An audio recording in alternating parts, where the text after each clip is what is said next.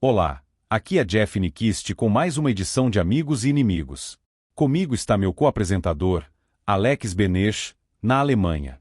Estou nos Estados Unidos e, claro, falamos sobre amigos e inimigos, aliados e adversários. Esta foi uma semana interessante para a OTAN. A Alemanha foi solicitada a mobilizar 7 brigadas, 40 mil tropas, para os estados bálticos. Eles já têm uma brigada lá. Acredito que seja uma brigada Panzer, e isso praticamente dobraria a força defensiva dos estados bálticos. Claro que isso significa retirar essas divisões da Alemanha, caso o principal caminho de avanço russo seja através da Polônia para a Alemanha. Ninguém, naturalmente, acha que a Rússia esteja militarmente pronta ou em condição de avançar muito dentro da Polônia. Meu trabalho com Johnny Anderson e Liv Elbarger mostra um grande acúmulo na Bielorrússia por parte dos russos e dentro da própria Rússia, e houve até movimentações de mares do exército polonês para a Finlândia. O New York Times cobriu o acúmulo na fronteira finlandesa. De onde a Rússia está obtendo todo esse equipamento militar? Revisando toda a construção de infraestrutura, a contínua edificação de helipontos e bunkers, sítios de mísseis superficiais S-400 e o movimento. Agora vemos que a ICBMS SS-27 móveis por estrada em Kaliningrado, tão a oeste, naquele pequeno enclave russo entre a Lituânia e a Polônia. Isso está entre as notícias, mas o ponto que eu gostaria de debater com Alex é que Trump postou um tweet no Truth Social, e vou lê-lo. Tem havido um vai-e-vem entre Putin e Trump. A bromance entre os dois parece ter acabado. Eis o que Trump tweetou. Faz parte do ataque que ele dirigiu a Putin. Trump disse: sempre tive uma relação muito boa com Vladimir Putin, da Rússia, mas algo aconteceu com ele. Ele ficou absolutamente louco. Está matando muitas pessoas desnecessariamente, e não estou falando apenas de soldados. Mísseis e drones estão sendo lançados em cidades na Ucrânia sem qualquer motivo. Os russos rebatem Trump, retoricamente falando, chamando-o de taco. Isso quer dizer que Trump sempre se acovarda, e eles estão rindo dele. Trump ainda não teve coragem de impor sanções à Rússia. Então, o que você diz, Alex? Se a questão sobre a linguagem de Donald Trump é que ele é mestre em mexer com as pessoas, certo? Trump entende as outras pessoas. Às vezes um tubarão reconhece outro tubarão, alguém cujo jogo reconhece o jogo de outro, e as farpas psicológicas. Trump tem experiência de várias décadas. Trump é muito melhor nesse jogo, em irritar os outros e colocar o dedo onde dói. Na superfície, Rocketman e por aí vai, isso foi evidente. Mas é preciso ler o subtexto, onde a verdadeira provocação acontece. Você vai chamá-lo de pequeno Vladimir em seguida? Acho que ele fez algo melhor do que isso, porque o subtexto do que Trump tem dito nos últimos dias, ou talvez em 1 ou 2 semanas, é meio brilhante, se você pensar bem. Quando você diz não é minha guerra lá, sabemos que, quando Trump fala algo assim, ele está basicamente dizendo, tenho coisas mais importantes para fazer agora. Acredito que Trump leva esta guerra a sério, mas o que ele está dizendo é, estou tão acima disso, isso nem está no topo da minha agenda. É como, sim, me incomodam com isso. Eu ofereci um bom acordo aos russos, mas algo aconteceu com Putin, ele meio que está perdendo o controle, está envelhecendo e fazendo algo que nem é importante. É assim que você atinge alguém psicologicamente, como Vladimir Putin. Trump já fez isso com muitas pessoas ao longo de sua carreira, desvalorizando um oponente, especialmente via subtexto, atingindo o outro onde dói. Esse outro sujeito não é tão importante, eu tenho coisas mais importantes a fazer. Ele meio que está perdendo a razão lá. Putin está fazendo coisas sem motivo, e isso é embaraçoso. O que Putin faz é embaraçoso, ele está se envergonhando. É constrangedor. Todo mundo está envergonhado e só quer que isso acabe para que Putin possa se aposentar, porque ele fez tudo isso à toa. Esse é o subtexto. Penso na música Psycho Killer, Run Run Away. Penso em Vladimir Putin. Tenho que fazer dessa sua música de campanha caso ele concorra novamente. Quando olhamos o que está acontecendo no terreno versus a impressão que Trump tenta transmitir, por razões pessoais, humor, ambição ou estratégia, quem sabe, vemos algo assim. Agora, isto é do Wall Street Journal, os Estados Unidos reforçam a frente norte da Europa, temendo guerra com a Rússia. Falam de Gotland, na Suécia, fuzileiros navais dos Estados Unidos.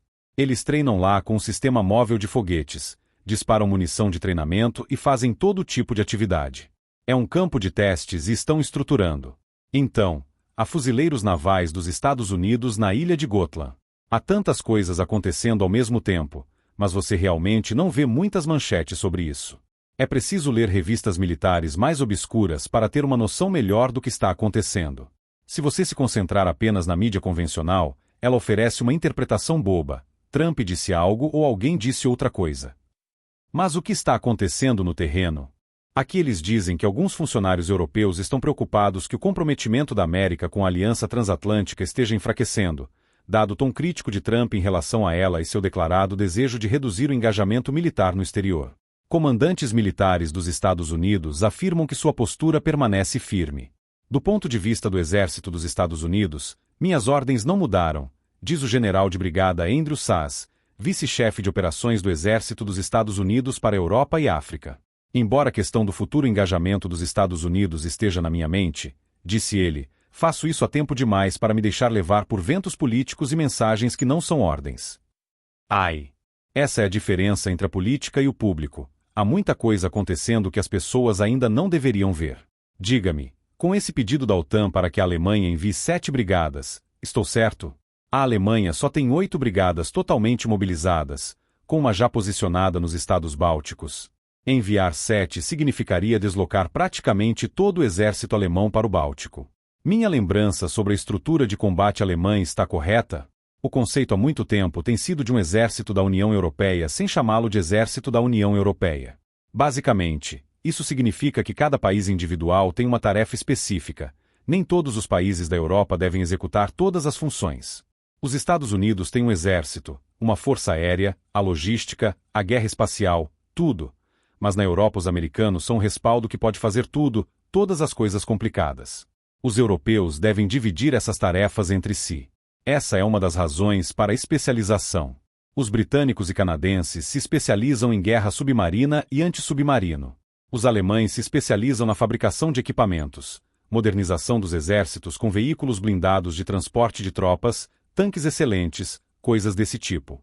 Claro, há países como a França. Não sei em que ela se especializa, mas a França fabrica muito material militar. Eles podem produzir mais plutônio, podem fabricar mais ogivas, se isso se tornar necessário. Quem sabe o que estão fazendo em segredo?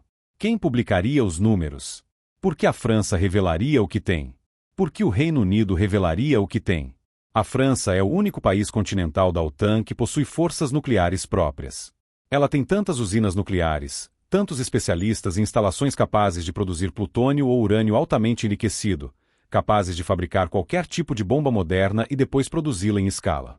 Os alemães também tinham várias usinas nucleares, então ainda temos os especialistas, algumas instalações, pesquisadores de ponta e pessoas que se especializam nessas áreas. É possível combinar essas capacidades, e como bônus para a liderança da União Europeia, cada país não consegue se defender sozinho. Eles não podem funcionar isoladamente. Então dependemos do coletivo e da liderança. A liderança da União Europeia, o que é um conceito extremamente perigoso, mas é o que temos. No momento, não temos tanta mão de obra, mas podemos fazer com que a Volkswagen produza bens militares, já que os carros não estão vendendo tão bem, ficaram extremamente caros. A Volkswagen pode fabricar material militar.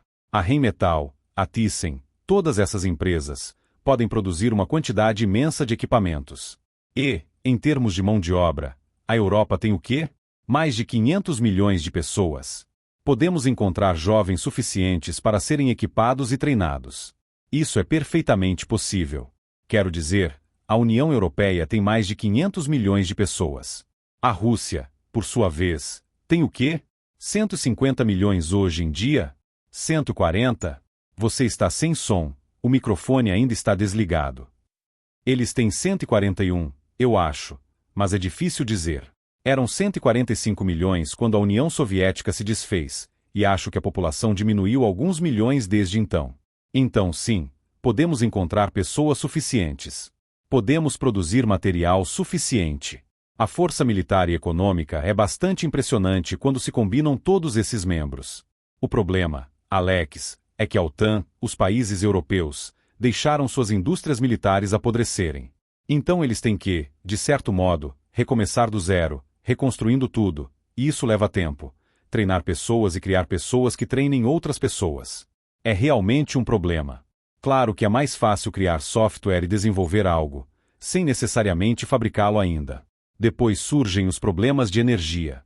Dá para desenvolver elementos específicos. Uma empresa pode fabricar uma parte do drone, outra empresa outra parte, e outra empresa pode fabricar os explosivos. A Alemanha tem uma das indústrias químicas mais importantes do mundo, então podemos produzir explosivos em grande escala, muitos explosivos convencionais e alguns mais sofisticados. O que mais me preocupa, porque eu ouço esses especialistas o tempo todo, é que eles falam em público de forma muito limitada, censurada. Os analistas de think tanks estão sempre muito contidos no que podem dizer. Eles comentam, bem, os russos podem fazer algo, podem realizar uma operação nos próximos meses. Podem entrar nos Bálticos, e isso é realmente chocante. Não me interpretem mal, claro que eles podem entrar na Finlândia, ou fazer algo realmente chocante assim. Mas dizem que algo muito grande exigiria talvez mais 7 anos de preparação pelos russos. Tem um problema com essa visão pública porque ela se concentra estreitamente na guerra convencional. A guerra é muito mais complexa. Podemos perceber que existem estruturas russas profundamente enraizadas no Ocidente. Essas estruturas estão tão contidas dentro do aparato de inteligência russo que quase nenhum oficial de inteligência na Rússia deveria sequer conhecê-las. Essas estruturas são destinadas a ser hipersecretas, a serem ativadas em tempos de guerra ou pouco antes de algo maior. Portanto, podemos esperar interrupções massivas no Ocidente, especialmente na Europa, mas também nos Estados Unidos. Sabotagens em larga escala, perturbações massivas. Há também o próximo nível de armas químicas que os russos possuem, especialmente os tipos não letais ou menos letais. E há o mais novo e mais avançado em guerra biológica. É possível usar essas armas em ataques furtivos. Ninguém reivindica responsabilidade por um ataque biológico súbito. Há também todo o aspecto da guerra nuclear. E há ataques combinados. Durante a pandemia, vimos muito poucos especialistas falando sobre ataques combinados. Encontrei algum material dos Estados Unidos e um pouco da Europa. É quando os especialistas em segurança dizem, ok, imagine que não haja mais energia. Há uma enorme queda de energia. As comunicações caem. Você rapidamente percebe que não sabe o que está acontecendo. Fica sem comida muito depressa. Alguém da sua família precisa de remédio, então você precisa sair, mas aí há um novo vírus circulando, porque é um ataque combinado. Você precisa sair para procurar o que precisa, mas é aí que pega o novo vírus. Então é um ataque combinado. Claro que se pode montar uma ogiva química, não nuclear, mas química, e colocá-la em um míssil. Você dispara esse foguete sobre Berlim, a ogiva detona e forma uma nuvem de alguma substância química sofisticada. Praticamente toda pessoa em Berlim ou em Kiel, ou onde quer que acerte, ficaria incapacitada para funcionar corretamente pelas próximas semanas ou até meses. Não se trata apenas de matar com um agente mais letal, mas de incapacitar. É isso que chamam de agentes incapacitantes. Ninguém deve se iludir sobre o que é a guerra. Não é só tanques ou soldados com fuzis em batalha. É a frente de inteligência. São ativos de cobertura profunda, integrados, que só serão ativados nas circunstâncias mais graves, porque só podem ser usados uma vez, só podem executar a tarefa para a qual foram preparados uma vez. Desativar uma usina, desativar isto, desativar aquilo. Portanto, é uma situação em que os russos têm certas vantagens e desvantagens.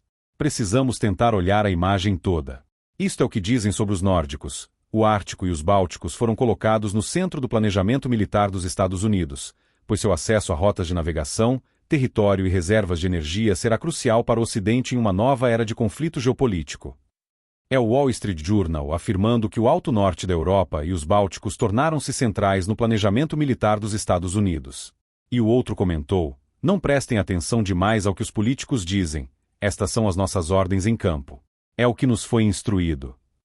Geograficamente, um dos maiores complexos militares da Rússia fica na Península de Kola, diretamente adjacente aos países nórdicos, a Finlândia e a Noruega. Murmansk está próximo das fronteiras norueguesa e finlandesa, e abriga a Frota do Norte, a maior parte da marinha russa, que é seu acesso ao Atlântico. Claro que tem seus abrigos de submarinos e sua força de SSBNS, de onde partem seus mísseis balísticos lançados por submarino.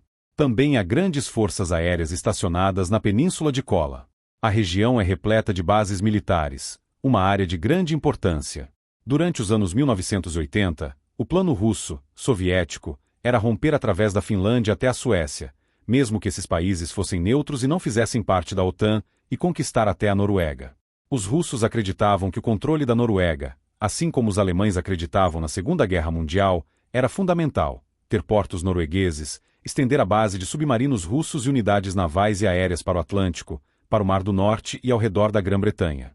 A Península Escandinava foi estratégica durante a Segunda Guerra Mundial.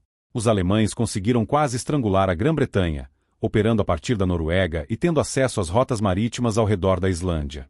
Se você se lembra, o couraçado Bismarck partiu da Noruega e foi interceptado na costa da Groenlândia, em meio a uma densa neblina, pelo HMS Hood e pelo Prince of Wales, e afundou o Hood, destruiu-o com uma única salva, enquanto era escoltado pelo cruzador Prinz Eugen. Estou lembrando certo. O Bismarck acabou sendo afundado ao tentar chegar à França. Estava tentando alcançar Brest. A Noruega sempre foi importante por causa de suas bases navais e aéreas. E, para a Rússia, é especialmente importante porque o Ártico, em relação aos Estados Unidos, é a rota de invasão. Os países nórdicos são países transárticos. Eles permitem aos americanos um acesso próximo para atacar a Península de Kola, e os russos não podem permitir isso. Foi um desastre para Putin, depois de invadir a Ucrânia, ver Finlândia e Suécia imediatamente solicitarem entrada na OTAN.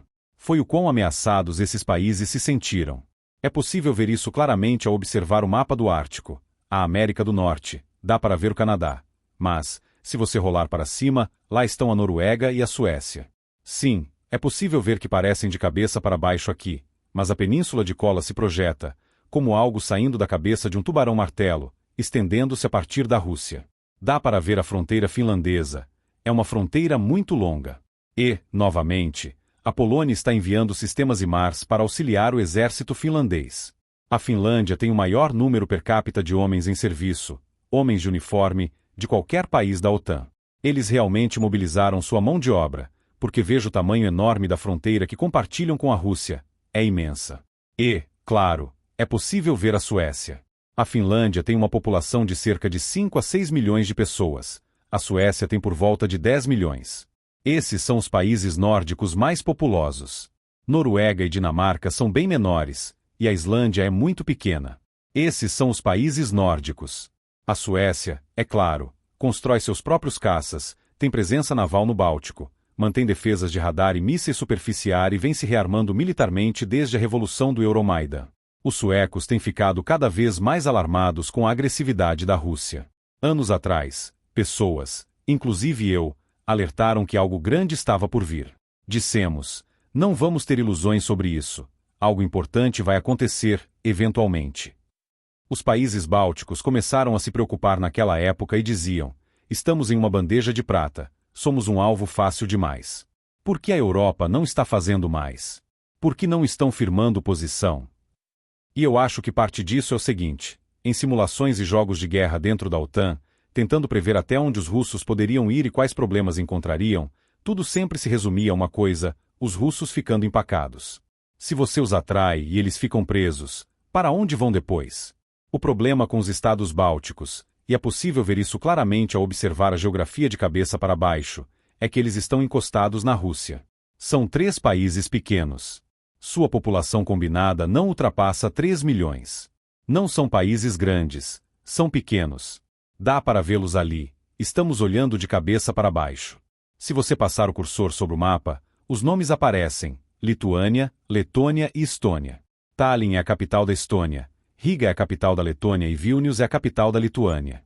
E ali está o saliente de Kaliningrado. Consegue apontar para ele? Fica entre a Polônia e a Lituânia, já que estamos olhando o mapa de cabeça para baixo. Esse é Kaliningrado, antigamente Königsberg.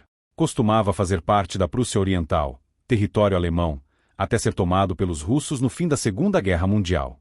Os alemães foram expulsos. Era uma região de população alemã havia séculos. Os russos tomaram o território, e agora, mesmo vendo de cabeça para baixo, é possível perceber que se trata de um saliente militar russo, o ponto mais ocidental do território russo. Veja a distância desse lugar em relação à Rússia continental. É impressionante, um pedaço da Rússia localizado no coração da Europa, quase na Europa Central. Entre a Rússia e Kaliningrado ficam os estados bálticos e Belarus. É possível ver Minsk, a capital de Belarus, ou Bielorrússia, como alguns ainda chamam, bem ali.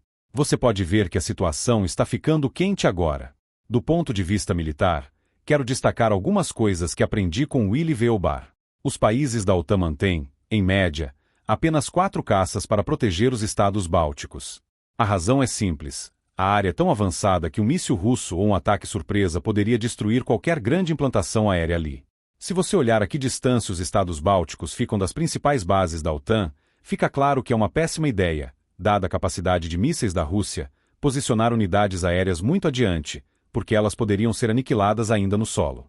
Assim, a OTAN evita estacionar forças aéreas significativas nesses países. E o problema é que, se o plano russo fosse ocupar o Suwałki Gap, a área entre Polônia e Lituânia onde a OTAN se conecta, naquela área, o Suwałki Gap você pode apontar essa fronteira. É o Suwałki, certo? Não, seu ponteiro, vê a fronteira entre Polônia e Lituânia. Talvez você consiga colocar o ponteiro bem nessa fronteira. Polônia. Isso aqui é a Lituânia, certo? Aí está o Suwałki Gap. E o perigo é este. Essa seria a estratégia russa, ocupar aquela faixa de fronteira ali. Vê? Aquela faixa entre Polônia e Lituânia seria ocupada pelos russos. Eles não invadiriam necessariamente todos os estados bálticos, eles cortariam essa ligação. Agora, por que fariam isso? Cortariam por duas razões. Estariam ligando-se às suas forças em Kaliningrado. E reforçam Kaliningrado todos os dias. Há voos chegando. Segundo Lievelberger, deslocaram 2 elementos ou talvez a totalidade de, 2 brigadas de infantaria motorizada. Já tem brigadas de fuzileiros navais lá. Transferiram tropas de engenharia porque há muitas pontes e canais em Kaliningrado e na área urbana, que a OTAN poderia bombardear as pontes e fragmentar o local. Portanto, eles vêm se preparando, construindo bunkers e erguendo novos sítios S-400 de defesa antiaérea. É uma espécie de espinho de porco de mísseis superficiar ali. E, claro, se ocuparem esse corredor, cortariam as linhas elétricas que vêm do resto da Europa para os estados bálticos. Cortariam as linhas de transporte, as linhas de comunicação, as linhas de suprimento que chegam aos estados bálticos. Assim, a única forma de apoio aos estados bálticos seria por mar ou por ar. Mas o problema é que as forças aéreas russas estão concentradas em aeródromos russos e bielorrussos daquele lado da fronteira, massivamente concentradas, especialmente ao redor de São Petersburgo. Você pode apontar onde fica isso. Sim, ali mesmo, no Golfo da Finlândia. Aí está São Petersburgo. Logo ao norte de São Petersburgo há um aeródromo russo muito grande, cheio de caças empilhados. E, claro, há aeródromos maiores do outro lado do Lago Ladoga, lá em cima, com bombardeiros antinavio. Eles conseguem alcançar os portos do Báltico. Poderiam afundar navios da OTAN que tentassem levar suprimentos. Portanto, poderiam impor um bloqueio aéreo naval, e o bloqueio aéreo não seria apenas efetuado pela Força Aérea Russa. A Rússia construiu, quase em semicírculo, esse enorme conjunto de sítios S-400 antiaéreos. E essas instalações têm alcance de 400 quilômetros. Para dar uma ideia do que são 400 quilômetros, essas bases praticamente cobrem a Polônia, todos os estados bálticos e se estendem consideravelmente pelo Mar Báltico, impedindo o tráfego aéreo da OTAN. Acho que há várias brigadas já defendendo a Letônia, a Estônia e a Lituânia, forças nativas. Creio que sejam 4 ou 5. Talvez eu devesse mostrar, só para comparação de escala, para que as pessoas tenham uma noção do que, então isto aqui é. Você consegue deixar o mapa em posição vertical para as pessoas verem na orientação normal? Como faz isso? Vira o mundo do outro lado. Sim. Vou girar o mapa aqui. Puxe o polo. Talvez só mude o lado. Pronto. Agora está mais parecido com o que estamos acostumados. Ok. Então, escala, só para referência. Isto é a Europa ou a Europa Ocidental? Isto é a Alemanha. A Alemanha tem cerca de, eu acho, 1/3 do tamanho do Texas. Do outro lado temos uma enorme Rússia, a China, massivas, enormes. A Rússia tem 11 fusos horários. Um colosso. E a China também é muito grande. Isto é a Europa. E depois temos os Estados Unidos da América, que também são muito, muito grandes. Mas, sim, o mundo parece um lugar pequeno neste mapa digital. Com a tecnologia de hoje, o mundo ficou menor, ou parece, se mísseis intercontinentais podem atingir um alvo em minutos. E você está na França aqui. Falemos da França, porque a França é a 4ª maior potência nuclear, atrás da China, dos Estados Unidos e da Rússia. A França tem, na última contagem, acho que foi Sarkozy quem disse que a França tinha 290 ogivas nucleares. Isso foi quando foi Sarkozy, há 30 anos? Bem, faz tempo, ou uns 20 e poucos anos. Enfim, essa é a última contagem que temos, e eles mantêm isso bem reservado. Mas a França tem, creio, cerca de 10 submarinos balísticos nucleares. Cada um pode disparar 16 mísseis balísticos lançados por submarino. São mísseis balísticos de alcance intermediário com ogivas nucleares. Eles desativaram a força de mísseis terrestres no fim da Guerra Fria, em algum momento nos anos 1990, não me lembro. Mas também dispõe de entrega aérea para armas nucleares. 10 submarinos nucleares com 16 cada um dão 160 daquele total de 290. O restante pode ser entregue por bombardeiros ou outras aeronaves. E então esse é o caso francês. Eles têm algum tipo de míssil que podem lançar a partir de seus bombardeiros ou unidades aéreas. E acho que o porta-aviões deles, o Charles de Gaulle, pode lançar armas nucleares. Não sei se o transporta atualmente, mas é uma capacidade nuclear considerável. Além disso, eles tiveram tanta energia nuclear, quero dizer, todas essas usinas nucleares, e é assim, quando se tem, assim como a Alemanha, usinas nucleares nessa escala, está-se a poucos passos de fabricar ogivas ou de produzir mais ogivas do que já possui. Basta ter um reator de reprodução, porque se tem a capacidade técnica para produzir plutônio ou para fabricar ogivas. Tem-se as instalações, tem-se os especialistas, tem-se o equipamento, urânio ou plutônio, exatamente. E é possível projetar essa bomba, projetar aquela bomba, e as possibilidades são bastante altas. Lembro quando aquele político bávaro, Franciosi, quis se tornar chanceler. Ele era um dos mais pró-americanos na política alemã. Ele defendia veementemente que a Alemanha tivesse armas nucleares, sob supervisão americana, é claro, sob a OTAN, mas apenas para que a Alemanha, ou a Alemanha Ocidental na Guerra Fria, fosse uma potência nuclear. A MLF, Multilateral Force, foi ideia dele. Nunca pôde implementá-la, mas obteve a segunda melhor coisa, uma indústria nuclear em plena atividade. E, claro, os ambientalistas gastaram tanto tempo criticando a energia nuclear per si.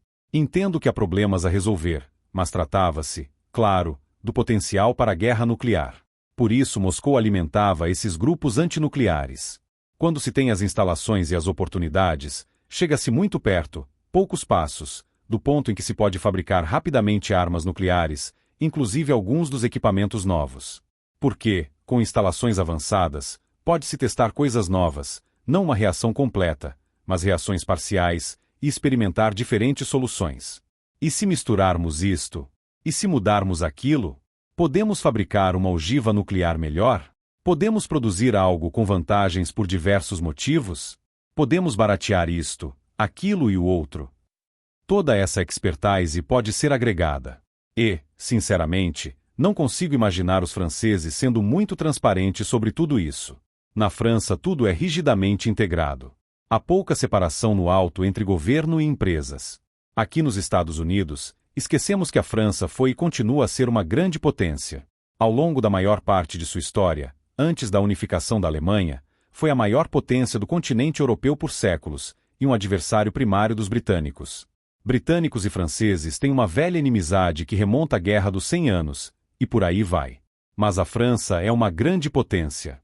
Creio que a América tem 16, salvo descomissionamentos, eram 14 ou 16 SSBNS. A França tem 10 submarinos balísticos nucleares.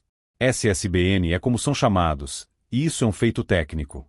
Acho que os britânicos têm apenas 2, certo? Talvez alguns se lembrem desse momento crucial. Creio que foi um momento crucial na guerra da Ucrânia. Foi, ao que me lembro, a primeira vez que obtivemos imagens, não sei exatamente quando, de um drone ucraniano de algum tipo, um drone ucraniano levando uma pequena quantidade de explosivos convencionais diretamente a Moscou ou São Petersburgo, ou seja lá qual foi o alvo famoso. E agora, claro, vemos os novos drones ucranianos penetrando cada vez mais fundo em território russo, atingindo depósitos de munição, refinarias de combustível, instalações de armazenamento, e por aí vai. Se você consegue levar drones relativamente baratos tão profundamente na Rússia, pode colocar qualquer coisa nesse drone. Em teoria, pode-se pôr uma pequena ogiva nuclear num drone. Pode-se colocar uma ogiva química num drone. Pode-se colocar uma ogiva biológica ou algum tipo de carga biológica num drone e penetrar território inimigo. E creio que isso é o que tem até agora dissuadido os russos de usar guerra biológica e química, porque os ucranianos conseguem atingir a Rússia. Conseguiram. Submarinos nucleares continuam extremamente importantes. Mísseis continuam incrivelmente relevantes. Mas há um novo protagonista em termos de sistemas de entrega.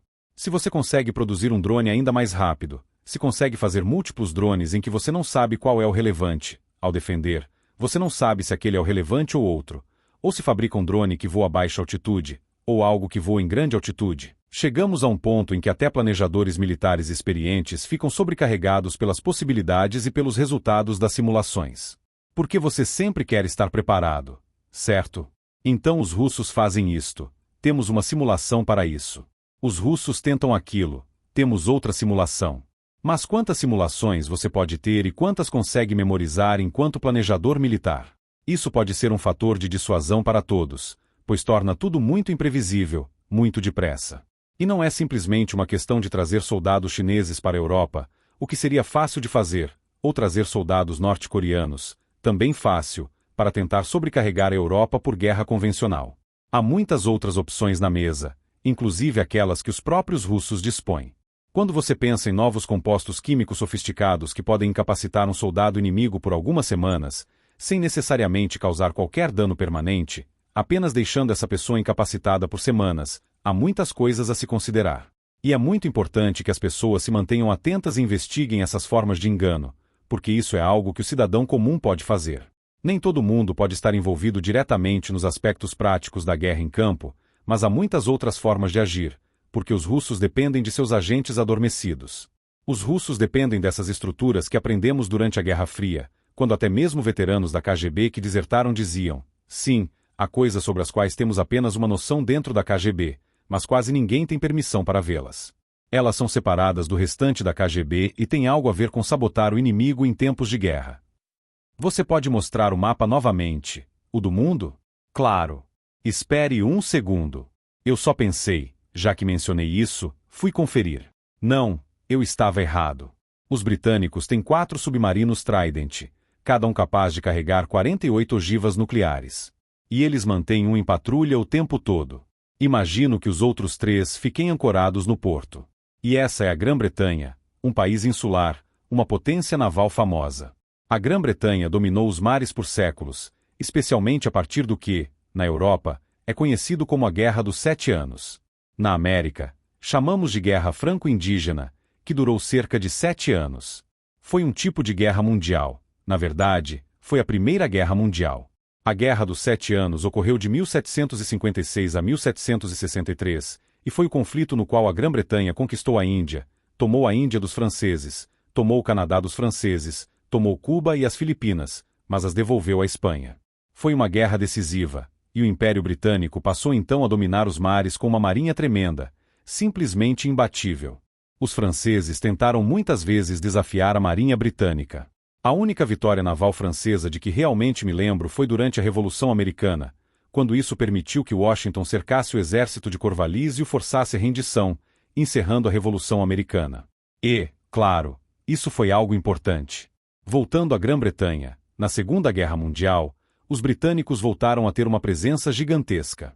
Eles tinham uma marinha imensa na Segunda Guerra Mundial. Os alemães não podiam enfrentá-la. A marinha italiana não podia enfrentá-la. Os britânicos, basicamente, mesmo antes de os americanos entrarem na guerra, conseguiram manter o controle dos mares contra o eixo com relativa facilidade, apesar das perdas em combates como contra o Bismarck, ou na neutralização dos encouraçados de bolso, ou nos enfrentamentos com a marinha italiana no Mediterrâneo. Eles realmente fizeram um trabalho tremendo, e a marinha britânica precisava proteger os comboios que alimentavam o povo britânico. Mas a Grã-Bretanha saiu exaurida da Segunda Guerra Mundial, e o tamanho de sua marinha, ela já não é mais a grande potência naval que foi.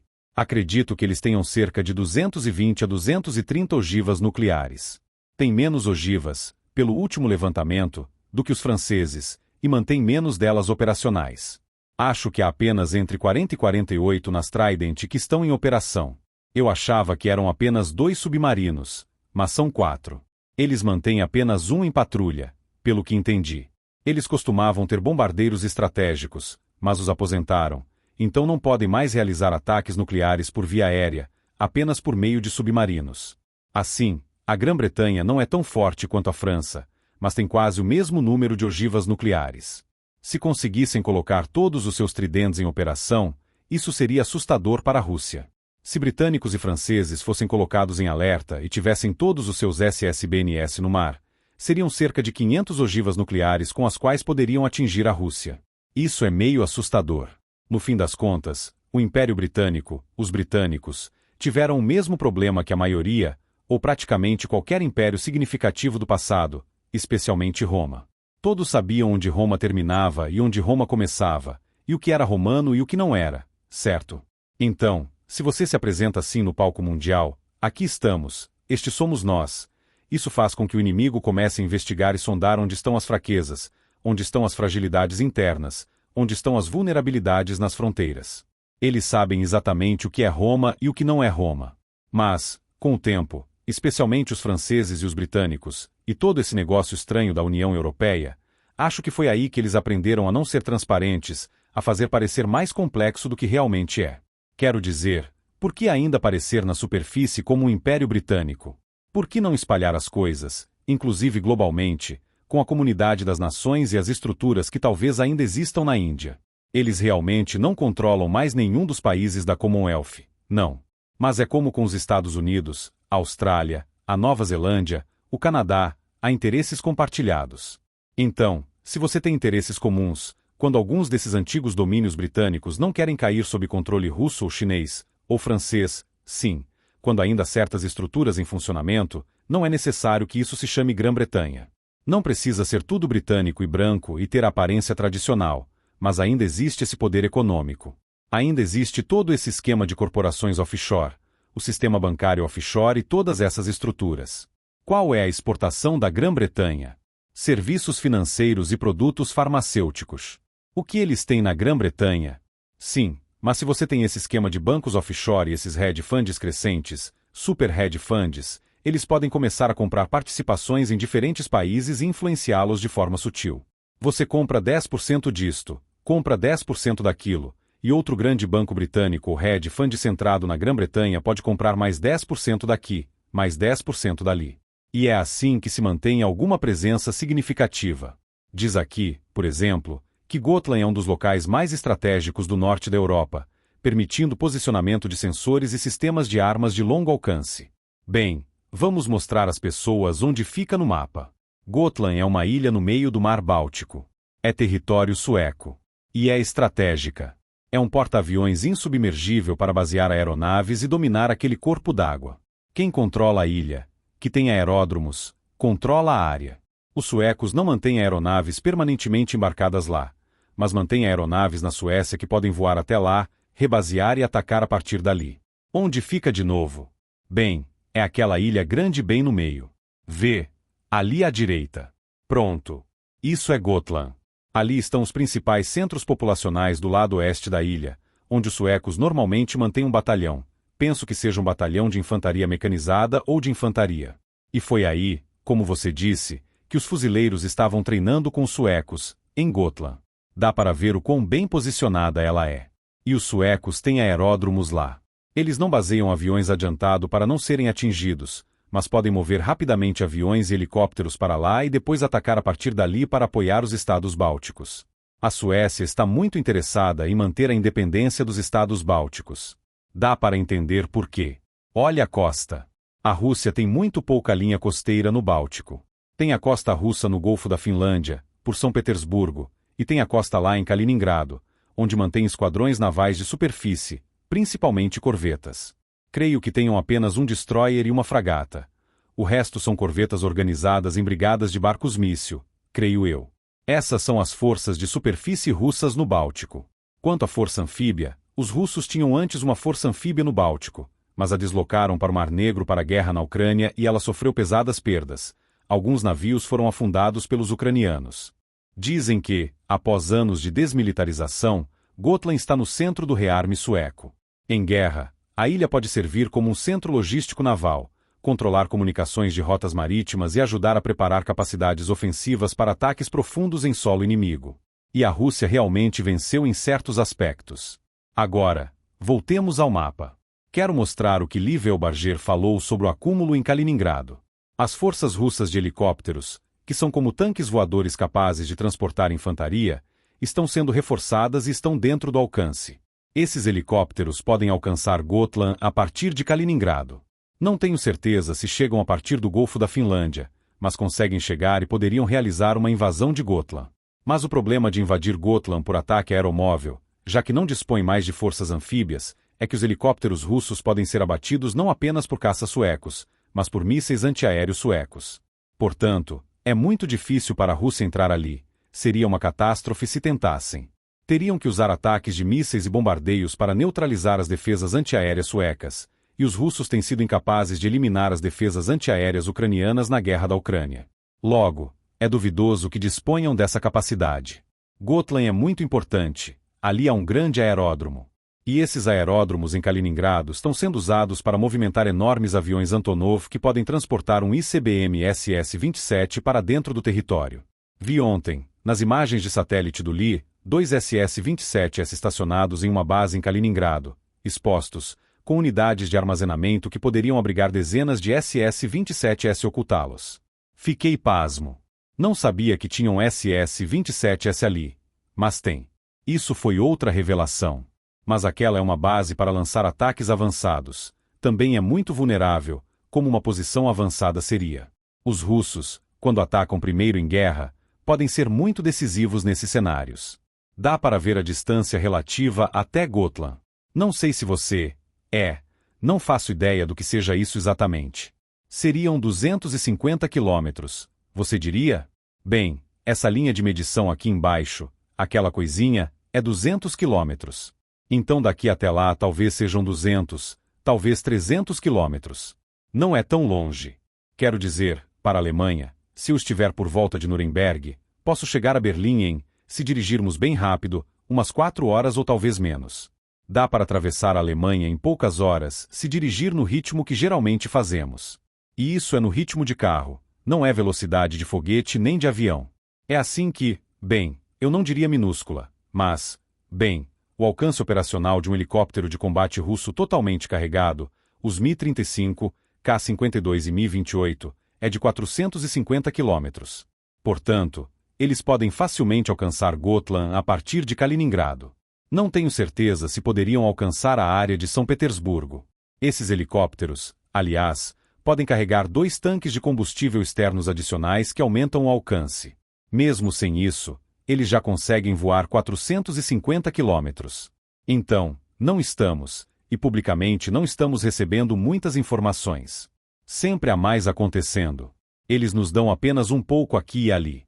Dizem que, para simular a defesa de Gotland, um pelotão britânico Pathfinder realizou reconhecimento na semana passada.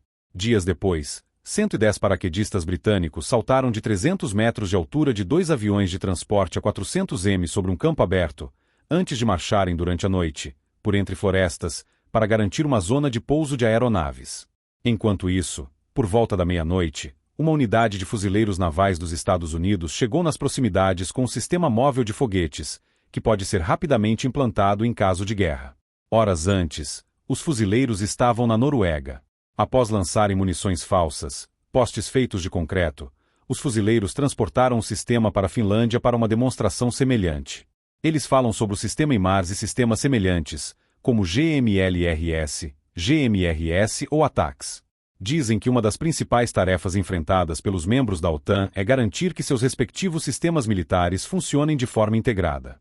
O lançamento de foguetes liderado pelos americanos em Gotland dependeu de uma comunicação multinacional complexa, envolvendo sensores, comando e controle, e aeródromos em vários países. Na Lituânia, forças da OTAN simularam evacuações e tratamento de feridos por meio de 3 tipos de sistemas médicos e de evacuação, cada um pertencente a uma nação diferente. Ou seja, trata-se de integrar sistemas. E aqui está, apenas para comparação, uma matéria atual da publicação The Insider, com o título Militares russos sobre a degradação do exército. Eles falam sobre o outro lado, onde estão tendo dificuldades para manter o funcionamento básico. Quando os russos começaram a recrutar gente pobre, mobilizaram pessoas pobres, mobilizaram vários alcoólatras e mobilizaram norte-coreanos. E mesmo lidando apenas com russos, a comunicação é péssima, a estrutura é péssima, a organização é realmente ruim. E algumas das pessoas que foram capturadas ou desertaram nos fornecem informações adicionais sobre o estado atual das Forças Armadas russas. Aqui diz, Os problemas no exército russo começam no topo, na ligação entre a alta e a média liderança. Para os oficiais superiores, a única coisa que importa é atingir objetivos, avançar em um setor ou manter posição em algum lugar. Como gestores intermediários, ou seja, os comandantes de patente mais baixa, farão isso, é problema deles, diz Igor, ex-oficial de Estado-Maior. Um exemplo público: o ataque dos fuzileiros navais russos que avançaram sob bandeiras vermelhas direto por um campo minado, um movimento que chocou até a comunidade pró-guerra. Outro exemplo: tropas reunidas para um discurso motivacional do ex-tenente-general Akhmedov foram atingidas por um míssil ucraniano. E esse Igor, que eles citam, e outros, dizem: quando eu estava lá, não havia coordenação nenhuma. Meu comandante direto simplesmente não apareceu. Mentiu dizendo que tinha outras tarefas e desapareceu. Ficamos sob fogo de artilharia, e eu fui atingido por estilhaços. Um fragmento acertou meu lado, outro atingiu meu braço. Eu rastejei até uma cobertura e comecei a roer o estilhaço para tirá-lo do meu braço. Outro entrevistado, Svatoslav, um condenado que assinou contrato militar, também descreve como comandantes desaparecem ou se recusam a participar de operações de combate, deixando suas tropas abandonadas na linha de frente. Svatoslav foi condenado a 10 anos de prisão por posse e distribuição de drogas. Poucos meses após a sentença, foi enviado para lutar na região de Donetsk. E ele diz: éramos 100 durante a fase de preparação para o combate. Apenas 2 sobreviveram. A missão era uma viagem para a morte. Tudo estava minado. Não havia forças amigas lá, embora tivessem dito que estavam posicionadas e nos aguardando. Nós apenas chegamos, cavamos posições e fomos atingidos por drones. Ninguém veio ajudar. Tentamos pedir apoio pelo rádio, mas nos ignoraram. Eu literalmente pisava sobre os corpos dos mesmos caras com quem treinei quando avançávamos, e pisava sobre eles de novo quando recuei. Uma coisa é que o exército russo não possui uma estrutura sólida de suboficiais. Eles têm pouquíssimos, se é que tem algum. E isso é algo que eles não veem nos exércitos ocidentais. Você pode me explicar exatamente o que é um suboficial? Um sargento, um cabo, um sargento ajudante, um sargento de artilharia no corpo de fuzileiros navais, um sargento-mor. O que acontece é que cada um desses postos de sargento corresponde a um posto de oficial. Assim, um sargento de pelotão está pareado com um tenente, geralmente um segundo-tenente, talvez um primeiro-tenente. O posto seguinte de sargento se relaciona com o capitão, o próximo, com o major, e o seguinte, com o coronel. E eu acho que o sargento-mor, o posto mais alto, corresponde a um general. Então, você tem suboficiais que são praças e trabalham diretamente com os oficiais, realizando boa parte do trabalho pesado e das tarefas práticas. E, como não são oficiais, têm uma relação mais próxima com os soldados. Eles estão mais integrados com os homens e, ao mesmo tempo, com os oficiais. Portanto, funcionam como uma ponte intermediária, algo essencial no treinamento e nas operações. Muitas vezes, o papel dos oficiais nas Forças Armadas é comunicar e traduzir as ordens de seus superiores para os suboficiais, que então as transmitem aos soldados. E os suboficiais informam aos oficiais. Os homens acham que não conseguem fazer isso, ou os homens. Ou seja, existe um tipo de retorno, um feedback.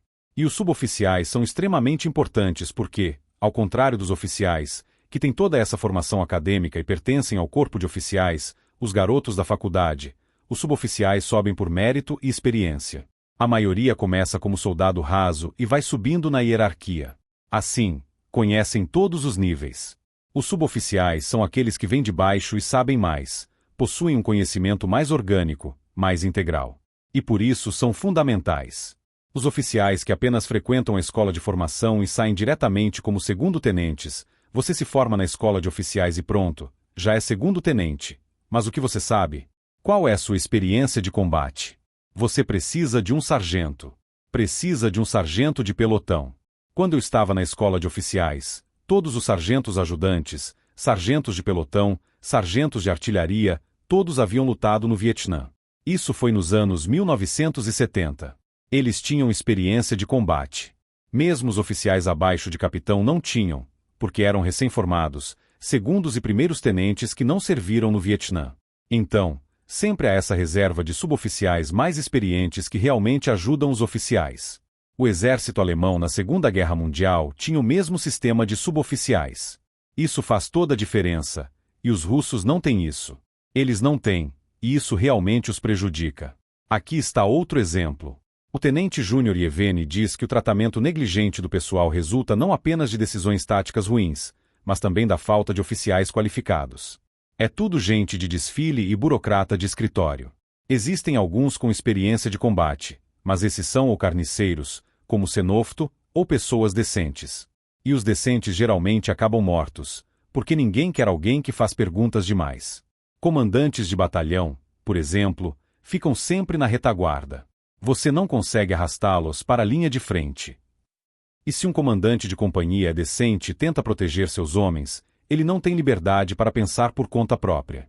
Os oficiais não têm muita escolha, ou seguem as ordens idiotas vindas de cima, ou seja, dos comandantes de batalhão e superiores, que não sabem absolutamente nada, ou acabam sendo punidos. Ele diz, Sergei, que sobreviveu milagrosamente ao ataque perto de Klyscha em 2023, já havia lutado na Segunda Guerra da Chechênia.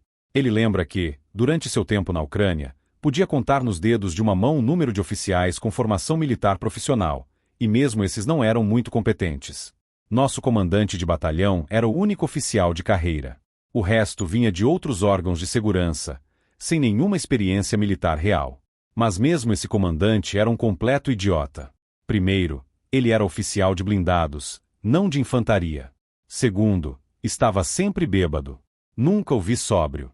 Então, sim, ele era um oficial de carreira, mas permanentemente embriagado e totalmente inútil. Nosso comandante de batalhão era o único oficial de carreira. O resto não tinha qualquer ligação com especialidades militares. Nós já sabíamos, nas últimas décadas, dos enormes problemas dentro das forças convencionais russas. Vimos vários exercícios de guerra, mesmo quando tudo parecia calmo aos olhos do público antes de 2014, antes da anexação da Crimeia. Havia muita conversa em público, não se preocupem, vai ficar tudo bem. Mas, por baixo da superfície, já fervia em todos os lugares. Lembro-me de um caso específico, um documento de briefing da OTAN. Eles estavam observando um grande exercício russo, e esse exercício deixou a Polônia em alerta, porque os poloneses entenderam que se tratava de um treinamento voltado para preparar um ataque contra a Polônia. Os russos, claro, negariam isso. Então, os russos fizeram esse exercício. A OTAN tentou observá-lo da melhor forma possível e, depois, elaborou um relatório sobre o desempenho russo naquele exercício. O resultado foi, sim, os russos tinham problemas enormes, profundos. Ainda não haviam resolvido nada. Continuavam sem corrigir essas falhas. E, por fim, como as forças convencionais ficaram travadas, os russos, nesse exercício, recorreram a armas nucleares. E é por isso que o planejamento precisa ser multidimensional, e nossa compreensão disso também precisa ser multifacetada. Porque se os russos ficarem encurralados assim, eles podem enviar mais coreanos, podem enviar soldados chineses se quiserem. Talvez fiquem presos. E o que vão fazer em seguida? Ouvimos falar disso vindo dos nórdicos, quando fizeram exercícios na Finlândia, sobre como é importante para a OTAN integrar todas essas pessoas diferentes que falam línguas diferentes, porque esse é o nosso grande problema aqui na Europa. Todo mundo fala uma língua diferente, e todos esses sistemas precisam ser integrados.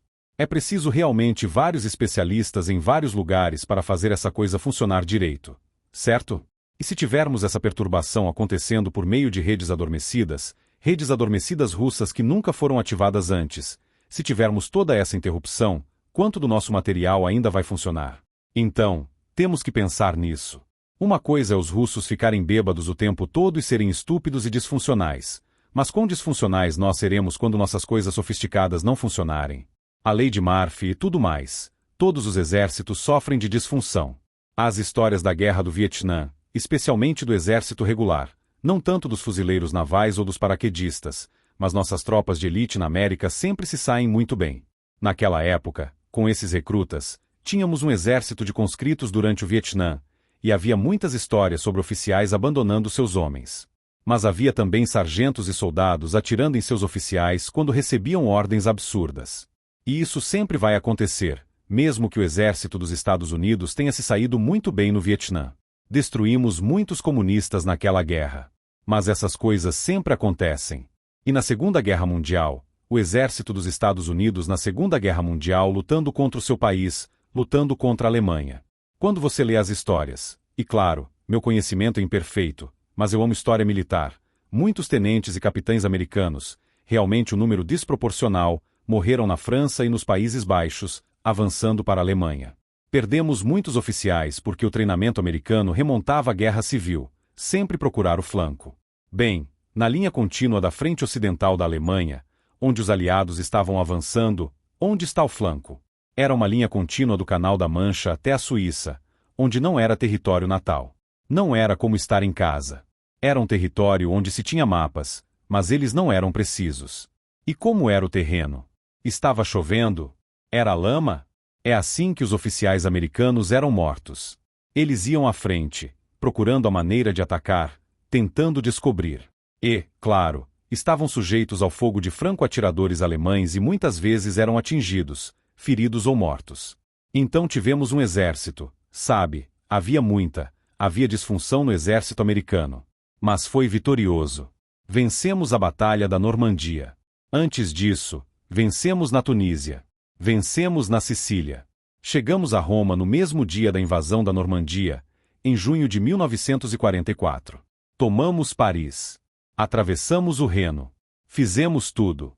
Mas, novamente, éramos o exército vitorioso, e tínhamos muita disfunção. E veja, você se lembra, vocês chamam de Batalha das Ardenas, nós chamamos de Batalha do Bulge, quando 3 exércitos alemães, 2 exércitos Panzer, atacaram um grupo de exércitos dos Estados Unidos sob o comando de Bradley e literalmente o dividiram ao meio, destruíram o centro, envolveram unidades americanas, destruíram-nas, romperam as linhas. Foi assustador.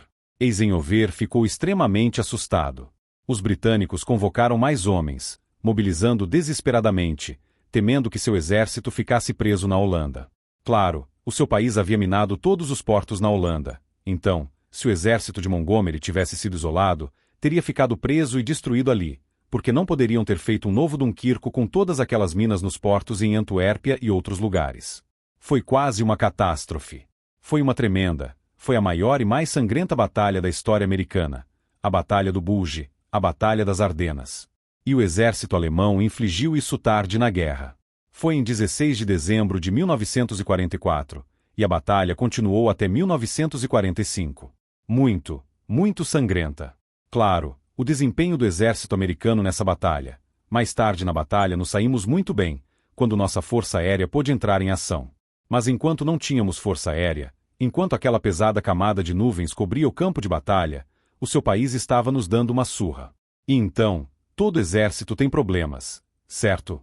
Existem tantos aspectos psicológicos na guerra também. É como um amador que ainda não estudou a fundo a guerra. Um amador pensaria que a guerra é sobre os oficiais de alta patente planejando, tendo um grande mapa e movendo pequenas peças sobre o tabuleiro. E então ao soldado no campo.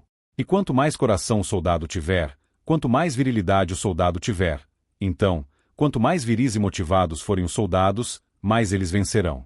Há tantos outros fatores envolvidos nisso.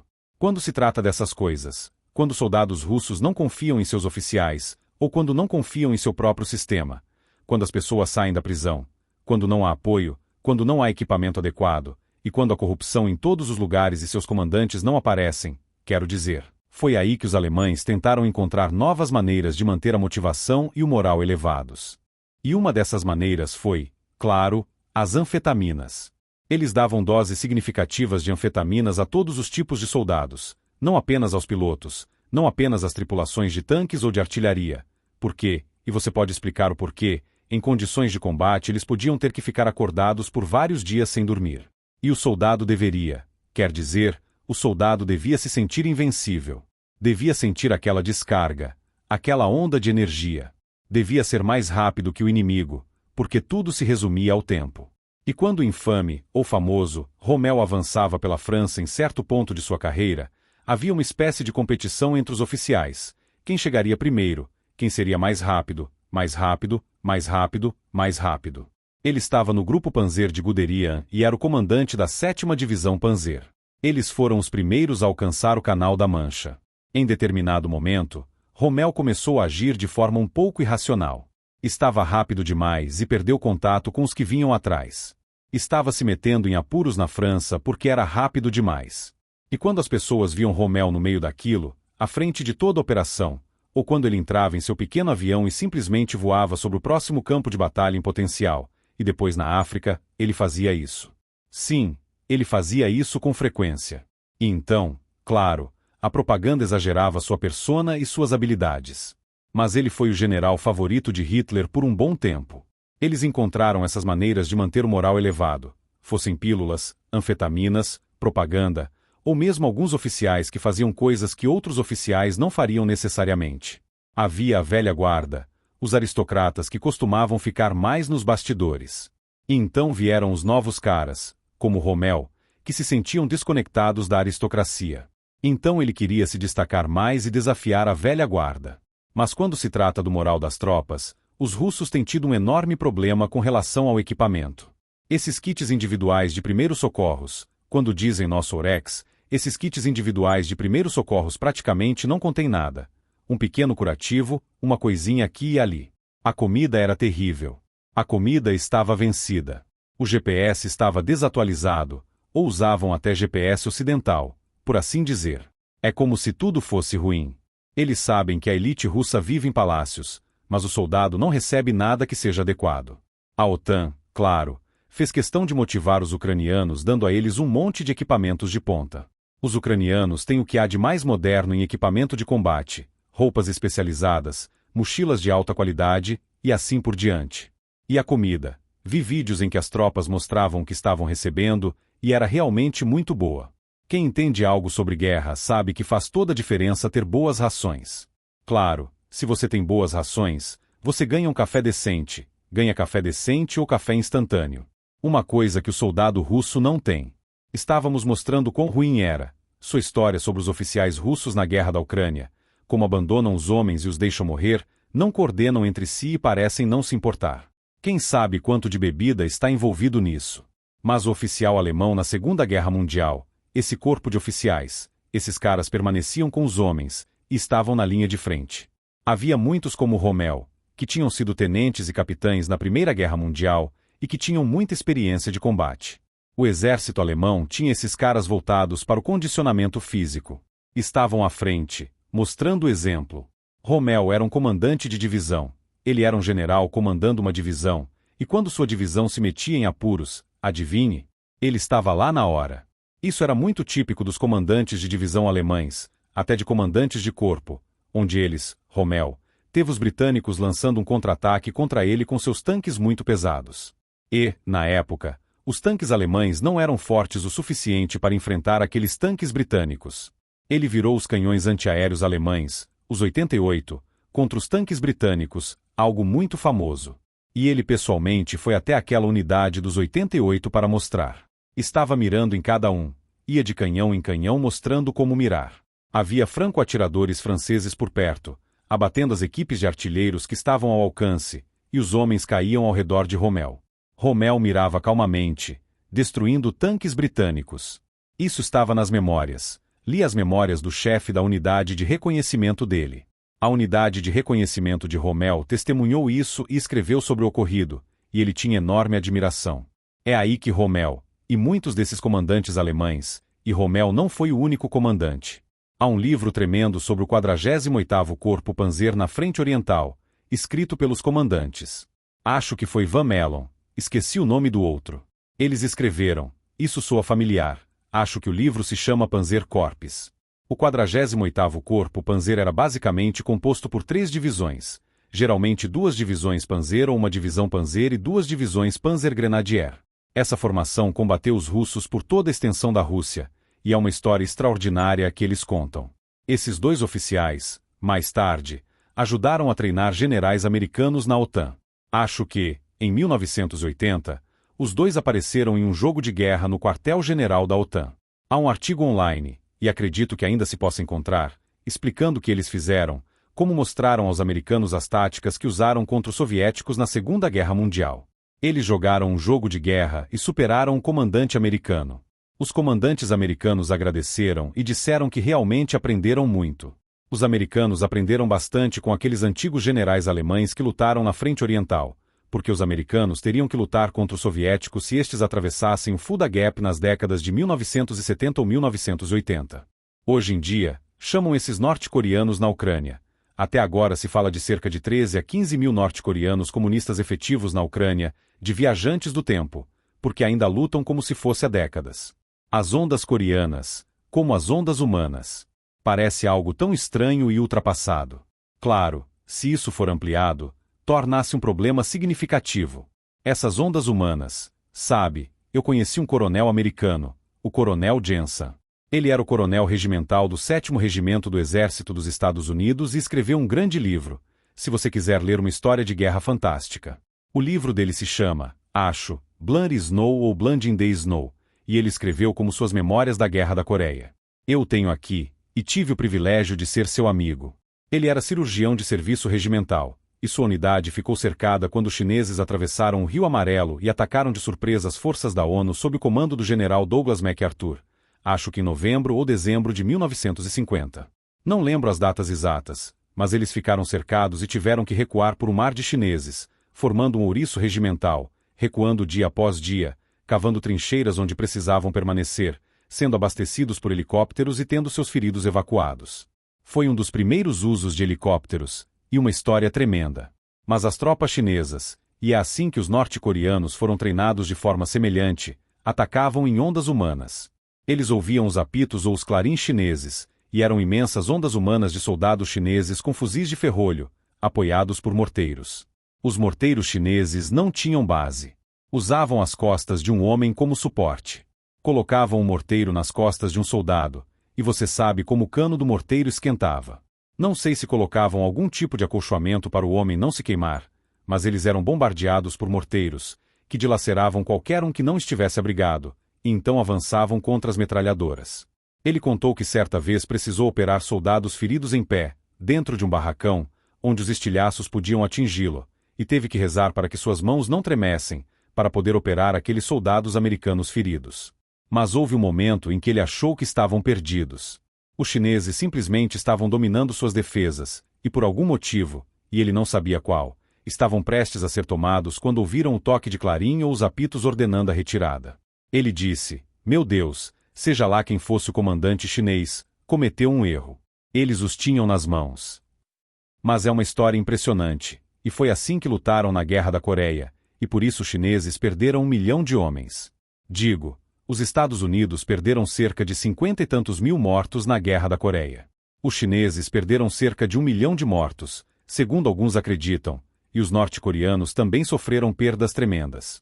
Mas esse modo de lutar, que remonta à Guerra da Coreia e à Segunda Guerra Mundial, os soviéticos usavam essas táticas de ondas humanas, como descrito em Panzer e em outras memórias de alemães, bombardeios maciços de artilharia seguidos por enormes ataques frontais. Acho que é por isso que os comentários recentes de Donald Trump são mais eficazes psicologicamente do que a maioria das pessoas percebe à primeira vista. Porque os países comunistas têm muito em jogo neste momento. A guerra na Ucrânia, o que eles planejaram para o Mar do Sul da China e todas as grandes coisas que vêm planejando há tanto tempo, eles têm muito em jogo nisso. E Trump estava dizendo, bem, sabe, eles estão fazendo algo que nem é importante, certo? Nem é significativo, é estúpido, porque nós, sabe, é real, é constrangedor, é bobo. E agora outro elemento psicológico nisso, que tem a ver com o fechamento das brechas que vêm sendo usadas até agora pela Rússia, e também pela China e pelo Irã, para comprar os componentes de que precisam. Porque a maioria dos componentes do equipamento russo, a maioria deles, ainda é tecnologia ocidental ou tecnologia taiwanesa.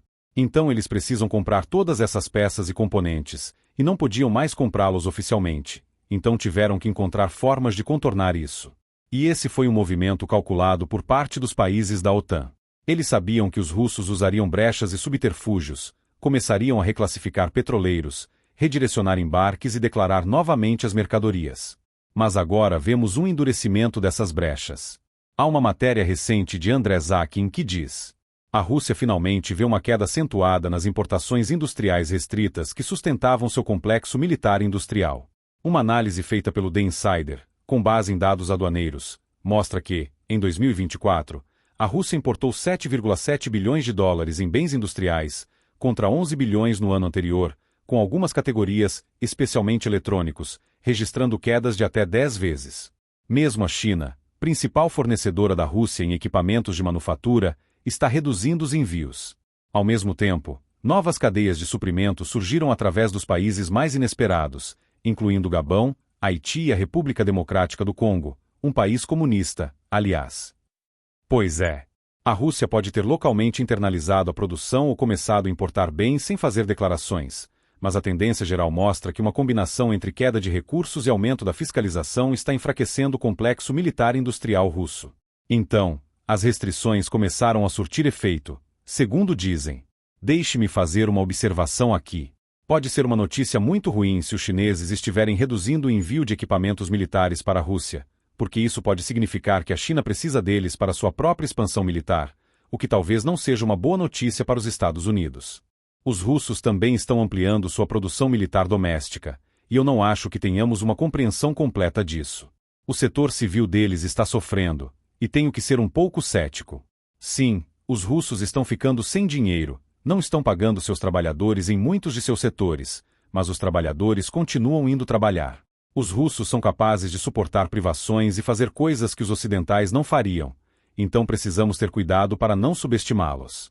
Mas a verdadeira forma como subestimamos os russos, você pode perguntar, por que os russos não modernizaram seu exército? Porque é caro, e é preciso treinar um exército no estilo ocidental. O treinamento e a especialização são muito caros, e o conhecimento técnico e tudo mais, e simplesmente não funciona. Quando os russos tentaram isso, depois que viram os problemas em seu exército após a invasão da Geórgia em 2008, lembre-se da invasão de 8 de agosto de 2008, eles promoveram alguns caras que iam reformar tudo, mas acabaram enfrentando tantos problemas e tanto feedback negativo que desistiram. Tentaram imitar o modo ocidental, mas simplesmente voltaram ao velho estilo soviético. Eles simplesmente não conseguiram fazer. Era caro demais. Havia muita resistência dos oficiais e das pessoas que estavam lá. E, na verdade, acho que esse tem sido um ciclo na história militar russa e soviética, sua instituição básica, o sistema hierárquico, o controle centralizado sendo o elemento supremo, e as pessoas no topo sendo completos maníacos por controle. Eles nunca conseguiram conceder autonomia. Sabe, no exército alemão, se eu sou capitão e começo uma batalha, se de alguma forma estou comandando uma batalha envolvendo um batalhão, e uma divisão inteira se move e o general da divisão chega, há uma norma de cortesia dentro do exército alemão na Segunda Guerra Mundial. Se um capitão iniciou a batalha, o general de patente superior não intervém nem assume o comando. Ele deixa o capitão continuar comandando. E isso fazia parte da ética alemã. No exército russo, não, é como, eu não ouso fazer nada se o cara acima de mim puder se ofender por eu fazê-lo. Então, eles não têm iniciativa. Mas como os estrategistas e generais russos, o que eles achavam que iam fazer? Como planejavam vencer tendo esses problemas? As armas nucleares eram a chave. Eles abririam caminho com armas nucleares, criando brechas estratégicas nas forças da OTAN. Imagine um general russo, ou alguém desse calibre, mesmo sendo especializado em tarefas específicas, ele ainda depende de uma cadeia de suprimentos e das ferramentas disponíveis. Mas esse general não entende essas ferramentas, a mecânica delas, o que envolve sua produção e a origem das peças e componentes. Vimos algo parecido quando surgiu uma nova tecnologia no campo de batalha, acho que foi na Primeira Guerra do Iraque. Não lembro exatamente o que era, mas acredito que fosse um novo nível tecnológico de reconhecimento. E isso era algo que os oficiais de alta patente dos Estados Unidos não compreendiam totalmente, porque era algo novo para eles. Então, naquela época, houve uma leve desconexão por um tempo. Agora, é claro, as coisas avançaram e progrediram bastante. Mas olhemos para os russos, oficiais russos e oficiais chineses, eles estão planejando operações, mas é necessário muito mais conhecimento especializado no planejamento logístico para sustentar esse esforço militar. E isso se torna incrivelmente complicado. Veja isto. Está escrito aqui. A importação de equipamentos e componentes industriais é fundamental para a produção de armas de Moscou e para a continuidade da guerra. As principais importações incluíam anteriormente máquinas de usinagem de metais de Taiwan, da República Tcheca, da Alemanha e da Coreia do Sul, máquinas de precisão, brocas alemãs, cortadores de fresagem israelenses, linhas metalúrgicas italianas, máquinas de medição por coordenadas suecas e alemãs, sensores de navegação inercial suíços e americanos, lasers de alinhamento alemães, processadores óticos australianos, máquinas de jato d'água tchecas, osciloscópios e geradores de sinal alemães e americanos, claro, os microchips, e também os FPGAs americanos, fio de programável Gate Arrays, fornos industriais tchecos, e por aí vai.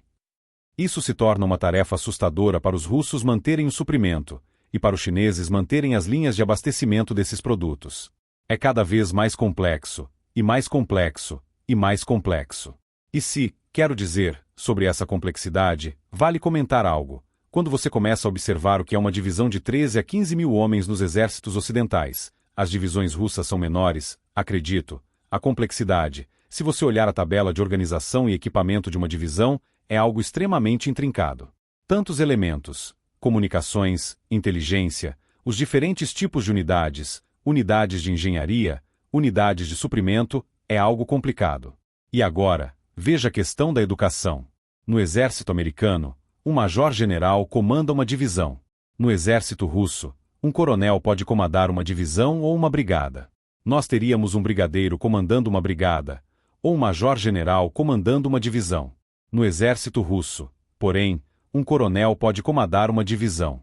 E um comandante de divisão no exército russo, no exército soviético, eles estudam. Leva 2 anos para treiná-los. Certo. Você acha que isso é muito tempo? Foi o que o coronel Santanis Lum me disse. Diga isso a um general americano, e ele ri. 2 anos, apenas 2 anos, certo? Essas pessoas são como crianças de jardim de infância. Eles não estudam. O treinamento e o conhecimento deles. Quero dizer, eu apenas observo essas coisas de fora, leio algumas coisas, me interesso, mas não sou especialista nisso. Quero dizer, conhecimento especializado, conhecer todos esses aspectos militares. Mas os russos, comparados aos ocidentais, simplesmente não têm o mesmo nível de sofisticação ou treinamento. E, claro, quando entram em combate, quando começam a agir, há tantas lacunas em sua formação. E, claro, é por isso que o aprendizado em campo é tão importante. Os russos, uma coisa que se pode dizer sobre o exército deles é que suas unidades estão aprendendo. Espera-se que estejam aprendendo. Quero dizer, os russos esperam estar aprendendo com experiência em campo, mas não sei o que exatamente estão aprendendo, porque estão morrendo em um ritmo tão. Você sabe quantos generais russos já morreram na guerra até agora? São bastantes. E claro, esses homens, se leva anos para formá-los, e você está perdendo mais do que consegue substituir. O treinamento e a cadeia de suprimentos acabam eventualmente. E assim, a velha vantagem dos países comunistas, a vantagem sempre esteve na frente da inteligência. E agora, temos cada vez mais casos conforme as peças e componentes se movimentam globalmente.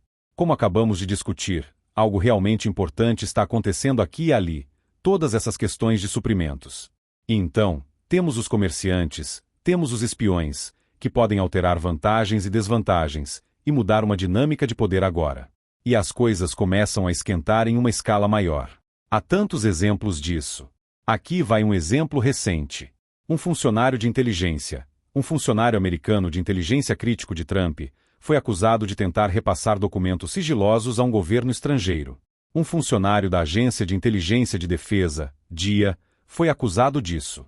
Supostamente, ele fez isso porque não concordava com os valores da administração Trump. O Departamento de Justiça informou que Nathan Vilas-Lodge, funcionário civil de tecnologia da informação na DIA, foi preso no norte da Virgínia na quinta-feira, após uma investigação de 3 meses conduzida pelo FBI, durante a qual ele teria deixado uma unidade flash contendo documentos sigilosos em um parque público para ser recolhida por um suposto governo estrangeiro amigo. Mas isso foi uma operação armada. As mensagens dele haviam sido interceptadas por agentes do FBI. Um agente vinha se comunicando com ele havia semanas, fingindo ser um controlador estrangeiro, depois que o Bureau recebeu uma denúncia de que Lodge havia oferecido seus serviços como espião, segundo o Departamento de Justiça. E aqui está uma citação. As ações recentes da administração atual são extremamente perturbadoras para mim, escreveu Lodge em um e-mail de março. Não concordo nem me alinho com os valores desta administração e pretendo agir para apoiar os valores pelos quais os Estados Unidos um dia se pautaram. Disse que ele estava disposto a compartilhar informações classificadas. Ele não buscava compensação financeira, mas cidadania no país estrangeiro, porque não esperava que as coisas aqui melhorassem no longo prazo. Eles não dizem a qual país ele estava tentando trair os Estados Unidos. Canadá. Loucura. Foi o Canadá? Ah, não. Não. Foi o Canadá? Talvez. Não, é a Rússia. Lodge tinha 28 anos. Ele trabalhava na divisão de ameaças internas da DIA, responsável por identificar funcionários que possam representar risco à segurança nacional, e possuía uma autorização de segurança de nível ultrasecreto. Bem, são exatamente essas as pessoas que as inteligências estrangeiras querem recrutar. São exatamente esse tipo de alvo que procuram. Sim, há fraquezas. A fraqueza da América está na sua inteligência. A força da Rússia está na sua inteligência. A força da América está nos seus combatentes. A fraqueza da Rússia está nos seus combatentes. E é difícil, sabe? Todo país tem sua própria cultura, e essa cultura vem com vantagens e desvantagens. As nossas têm certas vantagens. Nosso exército voluntário, o profissionalismo e a riqueza do nosso país. Temos os equipamentos e o luxo de treinar nosso pessoal. Os russos, sendo um país pobre, bem, cortam caminhos. E tem aquele comando centralizado, onde os controladores no topo do Kremlin querem ter controle sobre tudo. Os chineses, aliás, têm suboficiais, estão desenvolvendo oficiais não comissionados. Já os russos, ainda, em meio a esta guerra, não ouvi nada de que estejam fazendo algo nesse sentido. E isso é uma falha grave do exército deles. Mas, novamente, eles querem esse controle vindo do topo, e pensam em termos nucleares. E vimos, especialmente na Segunda Guerra Mundial, inúmeros exemplos de espionagem contrapondo-se ao talento de um oficial militar. Veja, por um tempo, quando Rommel foi altamente bem-sucedido no norte da África, os britânicos compreenderam relativamente rápido o reconhecimento de campo que Rommel estava realizando, bem como o uso de informantes locais e um tipo de sistema de espionagem montado para ajudá-lo em suas manobras. Mas, no fim, o que aconteceu foi que os suprimentos de Rommel começaram a acabar, especialmente o combustível, por causa da espionagem britânica que se estendia até a Itália e outros lugares. Os britânicos, mais ou menos, sempre sabiam onde, quando e como o próximo petroleiro ou navio de combustível começaria a se mover, tentando chegar ao destino para reabastecer as tropas de Rommel, especialmente seus tanques, porque Rommel não podia se mover sem combustível. E assim, todo o talento, todo o gênio militar do mundo chegava ao fim quando os tanques paravam, sem combustível. Ou era preciso redistribuir o pouco combustível restante, o que limitava o raio de operações. Não se podia planejar operações normalmente, porque estavam ficando sem combustível, já que os petroleiros destinados a Rommel eram afundados. Foi então que o talento militar de campo se chocou com a superioridade da inteligência. E aqui vai outro exemplo recente. Você tinha o pessoal de Bletchley Park, com a máquina Ultra, eles conseguiram decifrar o código alemão. Rommel reclamava, creio que foi na Tunísia, por que os britânicos sempre antecipam meus movimentos? Ele tinha essa sensação, percebeu que eles sabiam tudo o que ele fazia. Sim. Mas esse é o problema. A inteligência de decodificação. O que o Ocidente faz de melhor é essa leitura de códigos, a inteligência por satélite, o reconhecimento aéreo. Somos realmente bons nisso. Mas somos muito ruins em inteligência humana. Além disso, acho que nas guerras recentes, como no Iraque e no Afeganistão, muitos planejadores militares ficaram frustrados com as agências de inteligência, porque se recebe muita informação errada ou desatualizada.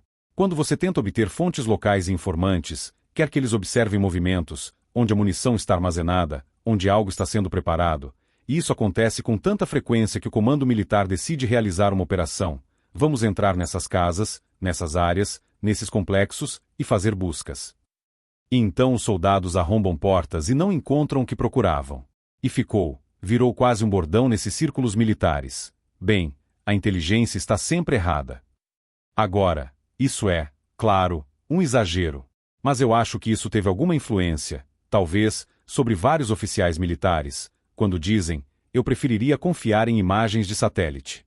Eu preferiria confiar em algo que posso ver, que parece uma prova definitiva, em vez de, você sabe, sair correndo, procurando fantasmas, perseguindo aparições e arrombando portas à toa. É um jogo delicado. E aqui está outro exemplo recente. A manchete é: economista do Fed acusado de espionagem para Pequim. John Rogers estava visitando Xangai em maio de 2013, participando de um fórum de negócios como economista do Federal Reserve, quando recebeu pela primeira vez um e-mail de um suposto agente de inteligência chinês. Rogers diz que recusou a oferta do homem para pagá-lo, mas eles continuaram em contato, e mais tarde o homem convidou Rogers a visitar a China novamente, com todas as despesas pagas. Dessa vez, Rogers fez a viagem, desencadeando uma cadeia de eventos que levou a acusações de espionagem contra ele nos Estados Unidos e revelou novos detalhes sobre os supostos esforços da China para recrutar informantes dentro das instituições governamentais norte-americanas. Promotores alegaram que Rogers entregou informações sensíveis a operativos chineses que se faziam passar por estudantes e se ofereciam para cobrir suas despesas de viagem à China. Rogers se encontrava com seus contatos chineses em quartos de hotel e, em alguns casos, compartilhava relatórios internos do Fed, incluindo informações preparadas para discussões do Comitê Federal de Mercado Aberto, responsável por definir as taxas de juros. Agentes do FBI prenderam Rogers em janeiro e encontraram $50 mil em espécie em seu apartamento na região de Washington, dinheiro que sua esposa disse pertencer a ela. Com a atual indignação sobre quantos estudantes chineses deveriam ser permitidos no país, quantos desses chamados estudantes deveriam estudar em universidades ocidentais, especialmente nas de elite, isso se torna um pesadelo para quem lida com espionagem, devido ao enorme volume dessas pessoas. Existem inúmeros lugares onde podem encontrar contatos, inúmeras coisas que podem tentar iniciar. Na contra-inteligência, você pode tentar restringir seu foco, concentrar-se em casos aparentemente mais importantes e simplesmente conviver com isso. É preciso chegar à conclusão de que não é possível capturar todos. Mas, em algum momento, deve haver um esforço maior de contra-inteligência, uma operação mais ampla, porque eventualmente você ficará sem recursos para lidar com tudo. Se um estudante começa a se casar com um local e obter cidadania, ou se há laços de negócios ou amizade, ou se pessoas conseguem residência permanente, depois tornam-se cidadãos e têm filhos, o problema se torna interminável. Eles sabem como a América é estruturada, o que se pode e o que não se pode fazer, onde estão as brechas e por onde alguém pode escapar da rede. Quem vai a esses quartos de hotel e se encontra com esses chineses? Promotores dizem que Rogers era um alvo lógico para a espionagem chinesa. Ele tinha um título de importância no Fed e uma afeição crescente pela China. Em 2018, casou-se com uma mulher de Xangai que conheceu por meio de um serviço de encontro chinês. Agentes do FBI mais tarde encontraram uma anotação. Os americanos são muito ingênuos. Voltando ao início do que você disse sobre falhas de inteligência, não é apenas na inteligência humana que as falhas ocorrem. Elas acontecem nos humores e nas ilusões, nas autoilusões que podem prevalecer, no pensamento coletivo que pode dominar entre oficiais. Temos Pearl Harbor e, claro, tínhamos os comandantes em Pearl Harbor, o comandante do exército, General Short, e o almirante Kimmel, que ambos foram surpreendidos pela primeira frota aérea japonesa, que devastou tanto a força aérea do exército quanto a frota de encouraçados. Não a frota de porta-aviões, a frota de encouraçados em Pearl Harbor. Essa era a inteligência existente. Se alguém tivesse conectado as informações, e algumas pessoas em Washington, no último minuto, estavam começando a fazê-lo, ou melhor, nos arredores de Washington, há toda uma história sobre isso. Outra história envolve a Batalha do Bulge, que mencionamos antes. Uma história muito famosa. Havia um coronel de inteligência do 1º Exército dos Estados Unidos, que fazia parte do 12º Grupo de Exércitos norte-americano combatendo os alemães na época. Eles tinham acabado de terminar a Batalha da Floresta. Havia apenas um homem, o coronel Dixon, um monge chamado Dixon, que analisou todas as informações sobre o que os alemães estavam fazendo. Toda a inteligência dizia: eles vão lançar uma grande ofensiva. Eles não terminaram. Eles vão nos atacar com força. Todos os outros analistas de inteligência dentro do 12º Grupo de Exércitos estavam dizendo ao comandante, General Omar Bradley, e aos comandantes subordinados: não. Dixon está louco. Dixon havia feito uma previsão falsa anteriormente. Ele havia previsto que a SS estava se dissolvendo ou sendo absorvida pelo exército ou algo assim, e errou nisso. Então disseram: não, ele erra as coisas. Eles estavam todos otimistas. Diziam: nós vencemos a guerra. Tomamos Paris. O exército alemão está se desintegrando. Eles não têm mais capacidade para fazer nada. Bem, quando 2 exércitos panzer inteiros estavam prestes a atacá-los, um deles um exército panzer da SS, eles seriam esmagados. E Dixon estava certo, sozinho. Um homem havia entendido o que os alemães estavam prestes a fazer em dezembro de 1944. Todos os demais estavam errados. Essa é uma história impressionante, como todos podem estar errados, mas um único homem certo. Por quê? Porque perdemos a perspectiva. Existe o pensamento de grupo. E a interpretação. Você pode dar um tom otimista. Isso não significa que é um acúmulo de forças. É falso. Os alemães estão nos enganando. Eles não têm força. É a mesma coisa quando olhamos para o que os russos estão fazendo na fronteira da OTAN. Eles estão apenas blefando. Eles não vão realmente entrar. Eles nunca usariam armas nucleares. Esse é o atual pensamento de grupo.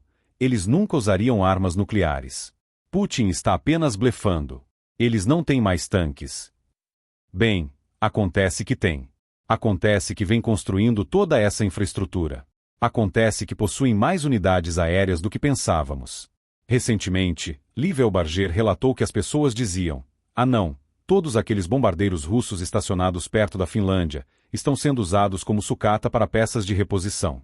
Veja, as portas estão abertas, os motores foram removidos, blá, blá, blá." Bem, acontece que os motores estão abertos por causa do clima. É úmido, então eles precisam abrir as tampas dos motores. Quando os satélites veem isso, parece que estão removendo os motores, mas, na verdade, estão apenas ventilando-os para evitar o acúmulo de umidade. Veja, há diferentes interpretações.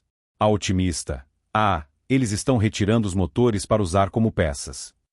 E a pessimista: não, eles só estão ventilando por causa da umidade. Qual é verdadeira? Qual dessas duas coisas é a real? É aí que surge um Dixon, que diz: olhem, eles vão nos atacar, enquanto todos os outros dizem: Dixon, você está delirando. Eles já perderam a guerra. Aqui está a próxima coisa, muito recente. O secretário-geral do parlamento finlandês é suspeito de traição por divulgar segredos de Estado, um possível vazamento de dados para a Rússia. Agora, é mais complicado do que isso. Esse é apenas um dos cenários.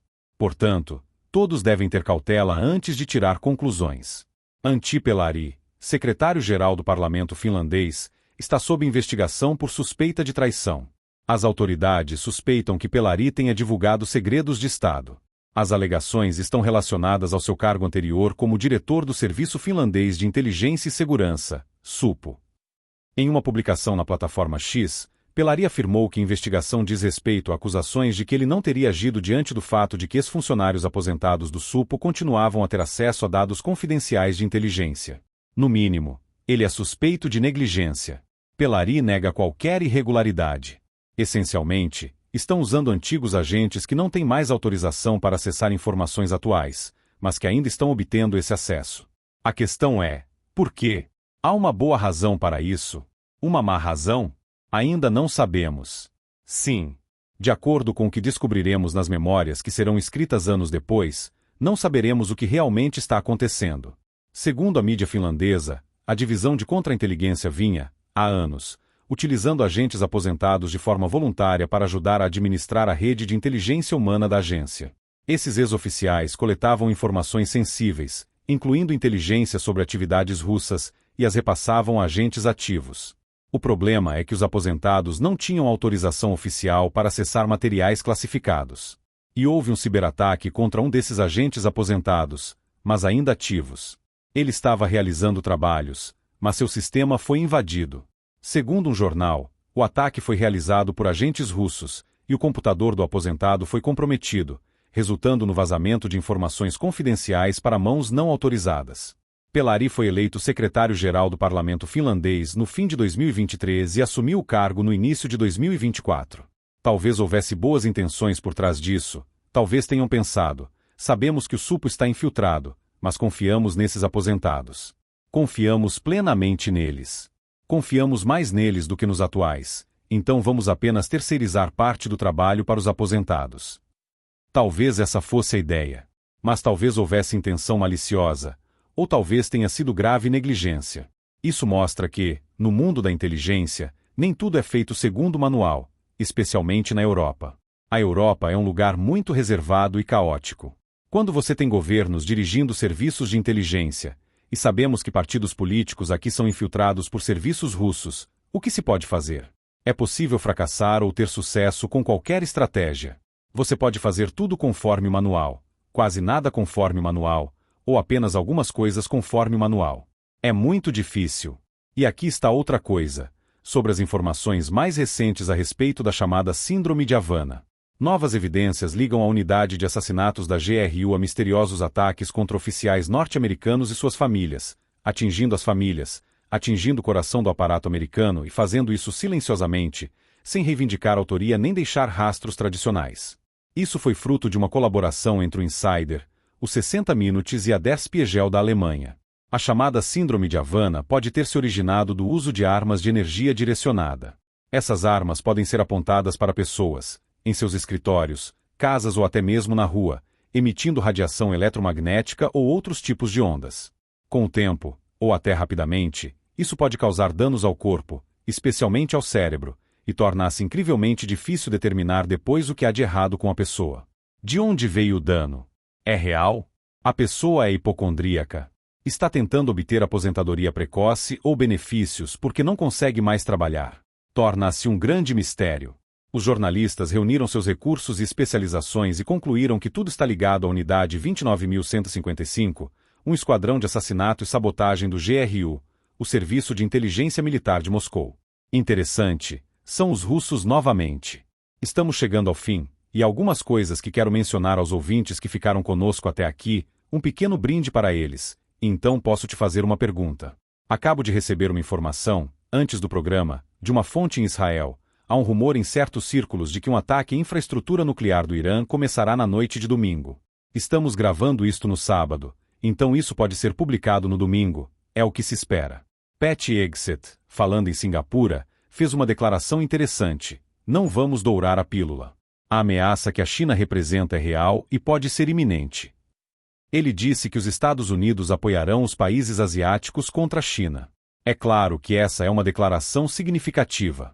Ele acrescentou: algumas das alegações são completamente fabricadas, referindo-se à delegação chinesa que acusou Hegseth de fazer acusações infundadas e absurdas contra a China. Os chineses, obviamente, negam ter planos militares agressivos. Hegseth diz que algumas das acusações contra ele são distorções fabricadas dos fatos. Não se trata de gritar "pega ladrão". De qualquer forma, eu queria te perguntar, qual é a reação na Alemanha à ideia de que eles vão deslocar grande parte do exército alemão para os estados bálticos? Há alguma reação pública? Neste momento, a Alemanha está em uma encruzilhada. Temos de redefinir quem somos.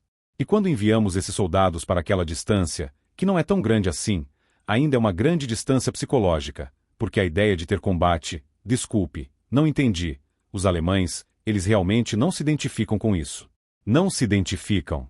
É quase inconcebível, para um alemão hoje em dia, imaginar combates em seu próprio território. Então, a ideia de enviar soldados mais para o leste, tudo bem para as pessoas. Isso é algo com que elas conseguem lidar. Elas entendem a importância de deter os russos cedo, antes que cheguem aqui. Portanto, eles não acham que estão desguarnecendo a Alemanha. Agora, se os russos atravessassem a Polônia, não haveria nada na Alemanha para detê-los. Não há uma segunda linha. Bem, quero dizer, os alemães ainda são meio econômicos, sabe? Especialmente os um pouco mais velhos. Qualquer um com 40 anos ou mais, ainda tem aquela percepção alemã. Podemos improvisar, se necessário. Podemos mobilizar recursos se for preciso. Quanto à reserva alemã, qual é o tamanho dela? Quantos homens poderiam convocar? Seriam outros 100.000? Não lembro o número exato. No entanto, eles têm programas em vigor há bastante tempo, nos quais pessoal do governo e das Forças Armadas mantém essas unidades de apoio esqueléticas que podem ser preenchidas quando a situação se torna séria. Existe entre os alemães essa sensação de que lembrarão o que são capazes de fazer em pouco tempo. Há estoques secretos de fuzis de assalto, e há muitas pessoas que ainda passaram por treinamento militar. Talvez não estejam mais em forma ou não se lembrem de todos os detalhes do treinamento anterior, já que ele foi obrigatório por décadas, mas muitos ainda sabem o básico. Muitos sabem atirar. A maioria dos homens acima de certa idade prestou serviço militar obrigatório, e a lei ainda determina que, se você tiver menos de 60 anos, pode ser convocado para lutar. O governo pode ordenar que você sirva como soldado ou em alguma função de apoio em uma campanha militar. Então, é possível mobilizar alguns milhões de pessoas? Sim, absolutamente. Podem equipá-las com o básico? Sim. Podem equipá-las com equipamentos, veículos e materiais? Sim, absolutamente. Parte do problema é que houve tanto sabotagem política quanto estratégica ao longo dos anos, mas, ao mesmo tempo, sempre existiram forças na Alemanha atuando em segredo, preparando-se para contingências. Portanto, há muita coisa acontecendo nos bastidores. E isso segue um dos princípios mais antigos da guerra. Às vezes é preferível parecer muito mais fraco do que realmente se é. Você deixa os quartéis parecerem degradados, permite que alguns projetos fracassem, e tudo parece negligenciado, mas outras coisas estão acontecendo que ninguém deve ver. Estou certo ao dizer que o exército alemão atualmente possui 2 divisões Panzer? Acho que há cerca de 5 brigadas pesadas, meia brigada leve e 27 brigadas de reserva, a maioria das quais não está mobilizada. Você sabe o quão mobilizado está o exército alemão neste momento? Bem, tanques são um problema, obviamente. Mas ainda podemos reequipar unidades básicas de tanques mais antigas. E, na verdade, tudo isso faz parte do exército da União Europeia de qualquer forma. Por volta de 2008 ou 2009, quando os russos começaram a se tornar mais ativos, a União Europeia essencialmente parou de usar o termo Exército da União Europeia, provavelmente por razões estratégicas. Começaram a dizer, bem, os alemães estão fazendo a parte deles, os franceses a deles, e assim por diante. Mas é tudo integrado. É interligado.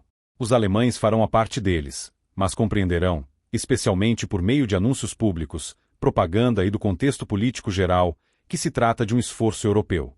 Assim, finalmente, é possível concentrar-se em tarefas de defesa.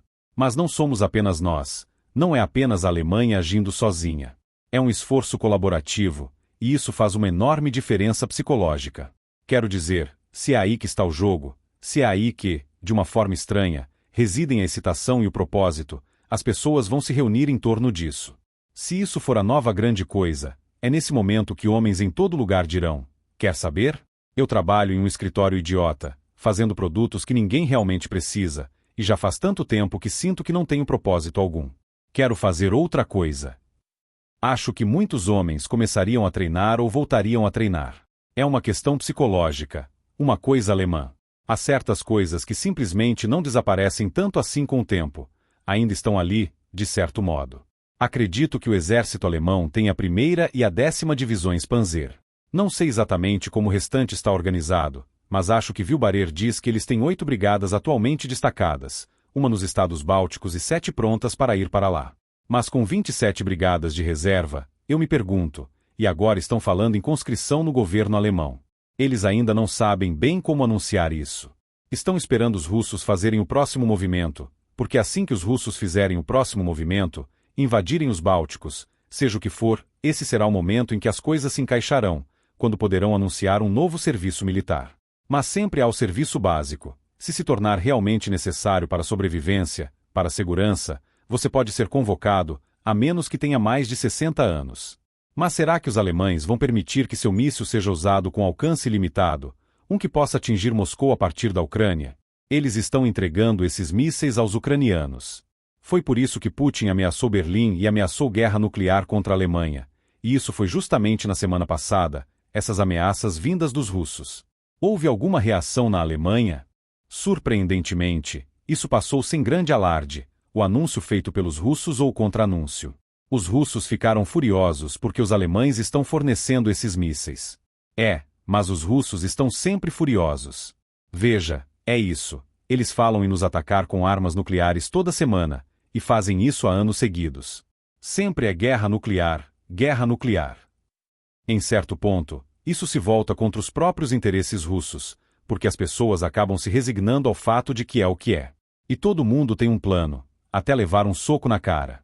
Então, mesmo quando os russos acham que tem um plano, nós fazemos os nossos e esperamos pelo melhor. Também existem esses pequenos segredos na Alemanha. Você vê todos esses vídeos nas redes sociais, vídeos engraçados, curiosos, sobre americanos morando na Alemanha. Eles acham tão engraçado que construímos nossas casas de um jeito específico, enormes paredes grossas de blocos de concreto.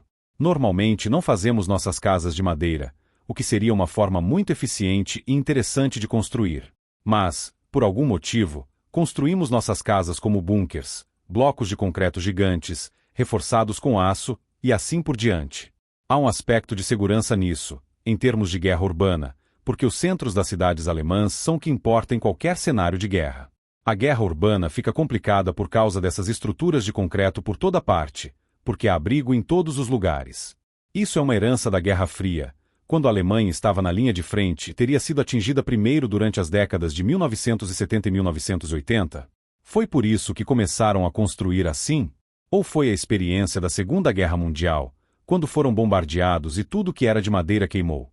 Depois da Segunda Guerra Mundial, os alemães evitaram fazer o mesmo que foi feito, digamos, na Finlândia e nos países nórdicos, onde construíram mais bunkers.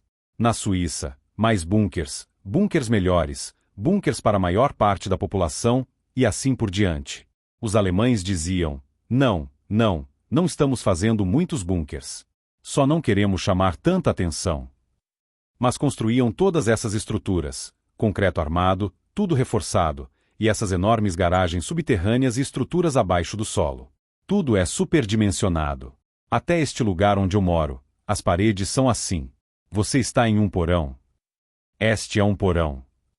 Sim, e é tudo concreto armado e um tipo específico de bloco de concreto. Abrimos uma nova janela bem no alto da parede, e isso nos tomou um bom tempo por causa desses blocos enormes e pesadíssimos. E é assim que construíram todas essas casas, estruturas, garagens e prédios de vários andares. É muito mais do que parece à primeira vista. Isso é uma forma de proteger a população sem deixar isso tão evidente. E se alguma força invasora ou insurgência tentasse fazer algo aqui, seria um pesadelo de proporções épicas.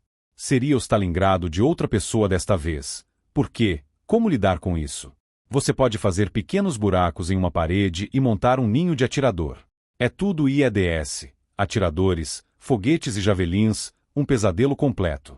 Então, as 27 brigadas dos Länder terão ótimos lugares nas cidades e vilas para se entrincheirar, e não há como os russos passarem. Ou, pelo menos, será muito difícil. Há tantas coisas que não são aparentes. Há tanta coisa mantida fora do olhar público.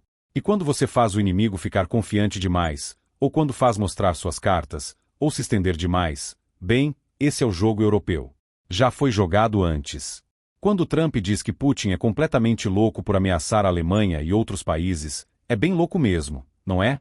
Sim, mas o que Trump quer dizer, ou qual é o subtexto, quando ele diz: "Ah, Putin é louco"? Para mim, isso significa que Putin está superestimando enormemente suas próprias capacidades. Ele perdeu o contato com a realidade. É constrangedor. Ele é muito mais fraco do que pensa ser. É irracional. Putin não é poderoso. É ridículo. É inútil. Há tantas camadas em algumas dessas declarações de Trump, mesmo quando Trump está apenas sendo ele mesmo, porque ele faz isso com as pessoas a vida inteira. Ele tenta irritar os outros, entrar na cabeça deles. Ele sabe que os outros querem ser vistos como importantes, dominantes, agressivos e assim por diante. Então, quando Trump diz algo assim, mesmo quando diz algo mais simpático sobre a Rússia, sempre há, pelo menos para mim, o subtexto de: pois é, os russos precisam que sejamos gentis. Eles realmente precisam que sejamos gentis. E isso irrita os russos, porque eles dizem: não, não precisamos da complacência de ninguém. Não precisamos da permissão de ninguém. Não precisamos que ninguém seja gentil conosco, que nos conceda algo ou suspenda sanções. Queremos ser aqueles que fazem o que querem. Esse é o jeito russo. E quando Trump diz: é ridículo o que eles estão fazendo, é estúpido, é desnecessário, não há nenhum grande plano por trás disso, é só constrangedor mesmo. Acho que isso pode até ser uma forma de induzir os russos a tomarem decisões ainda piores.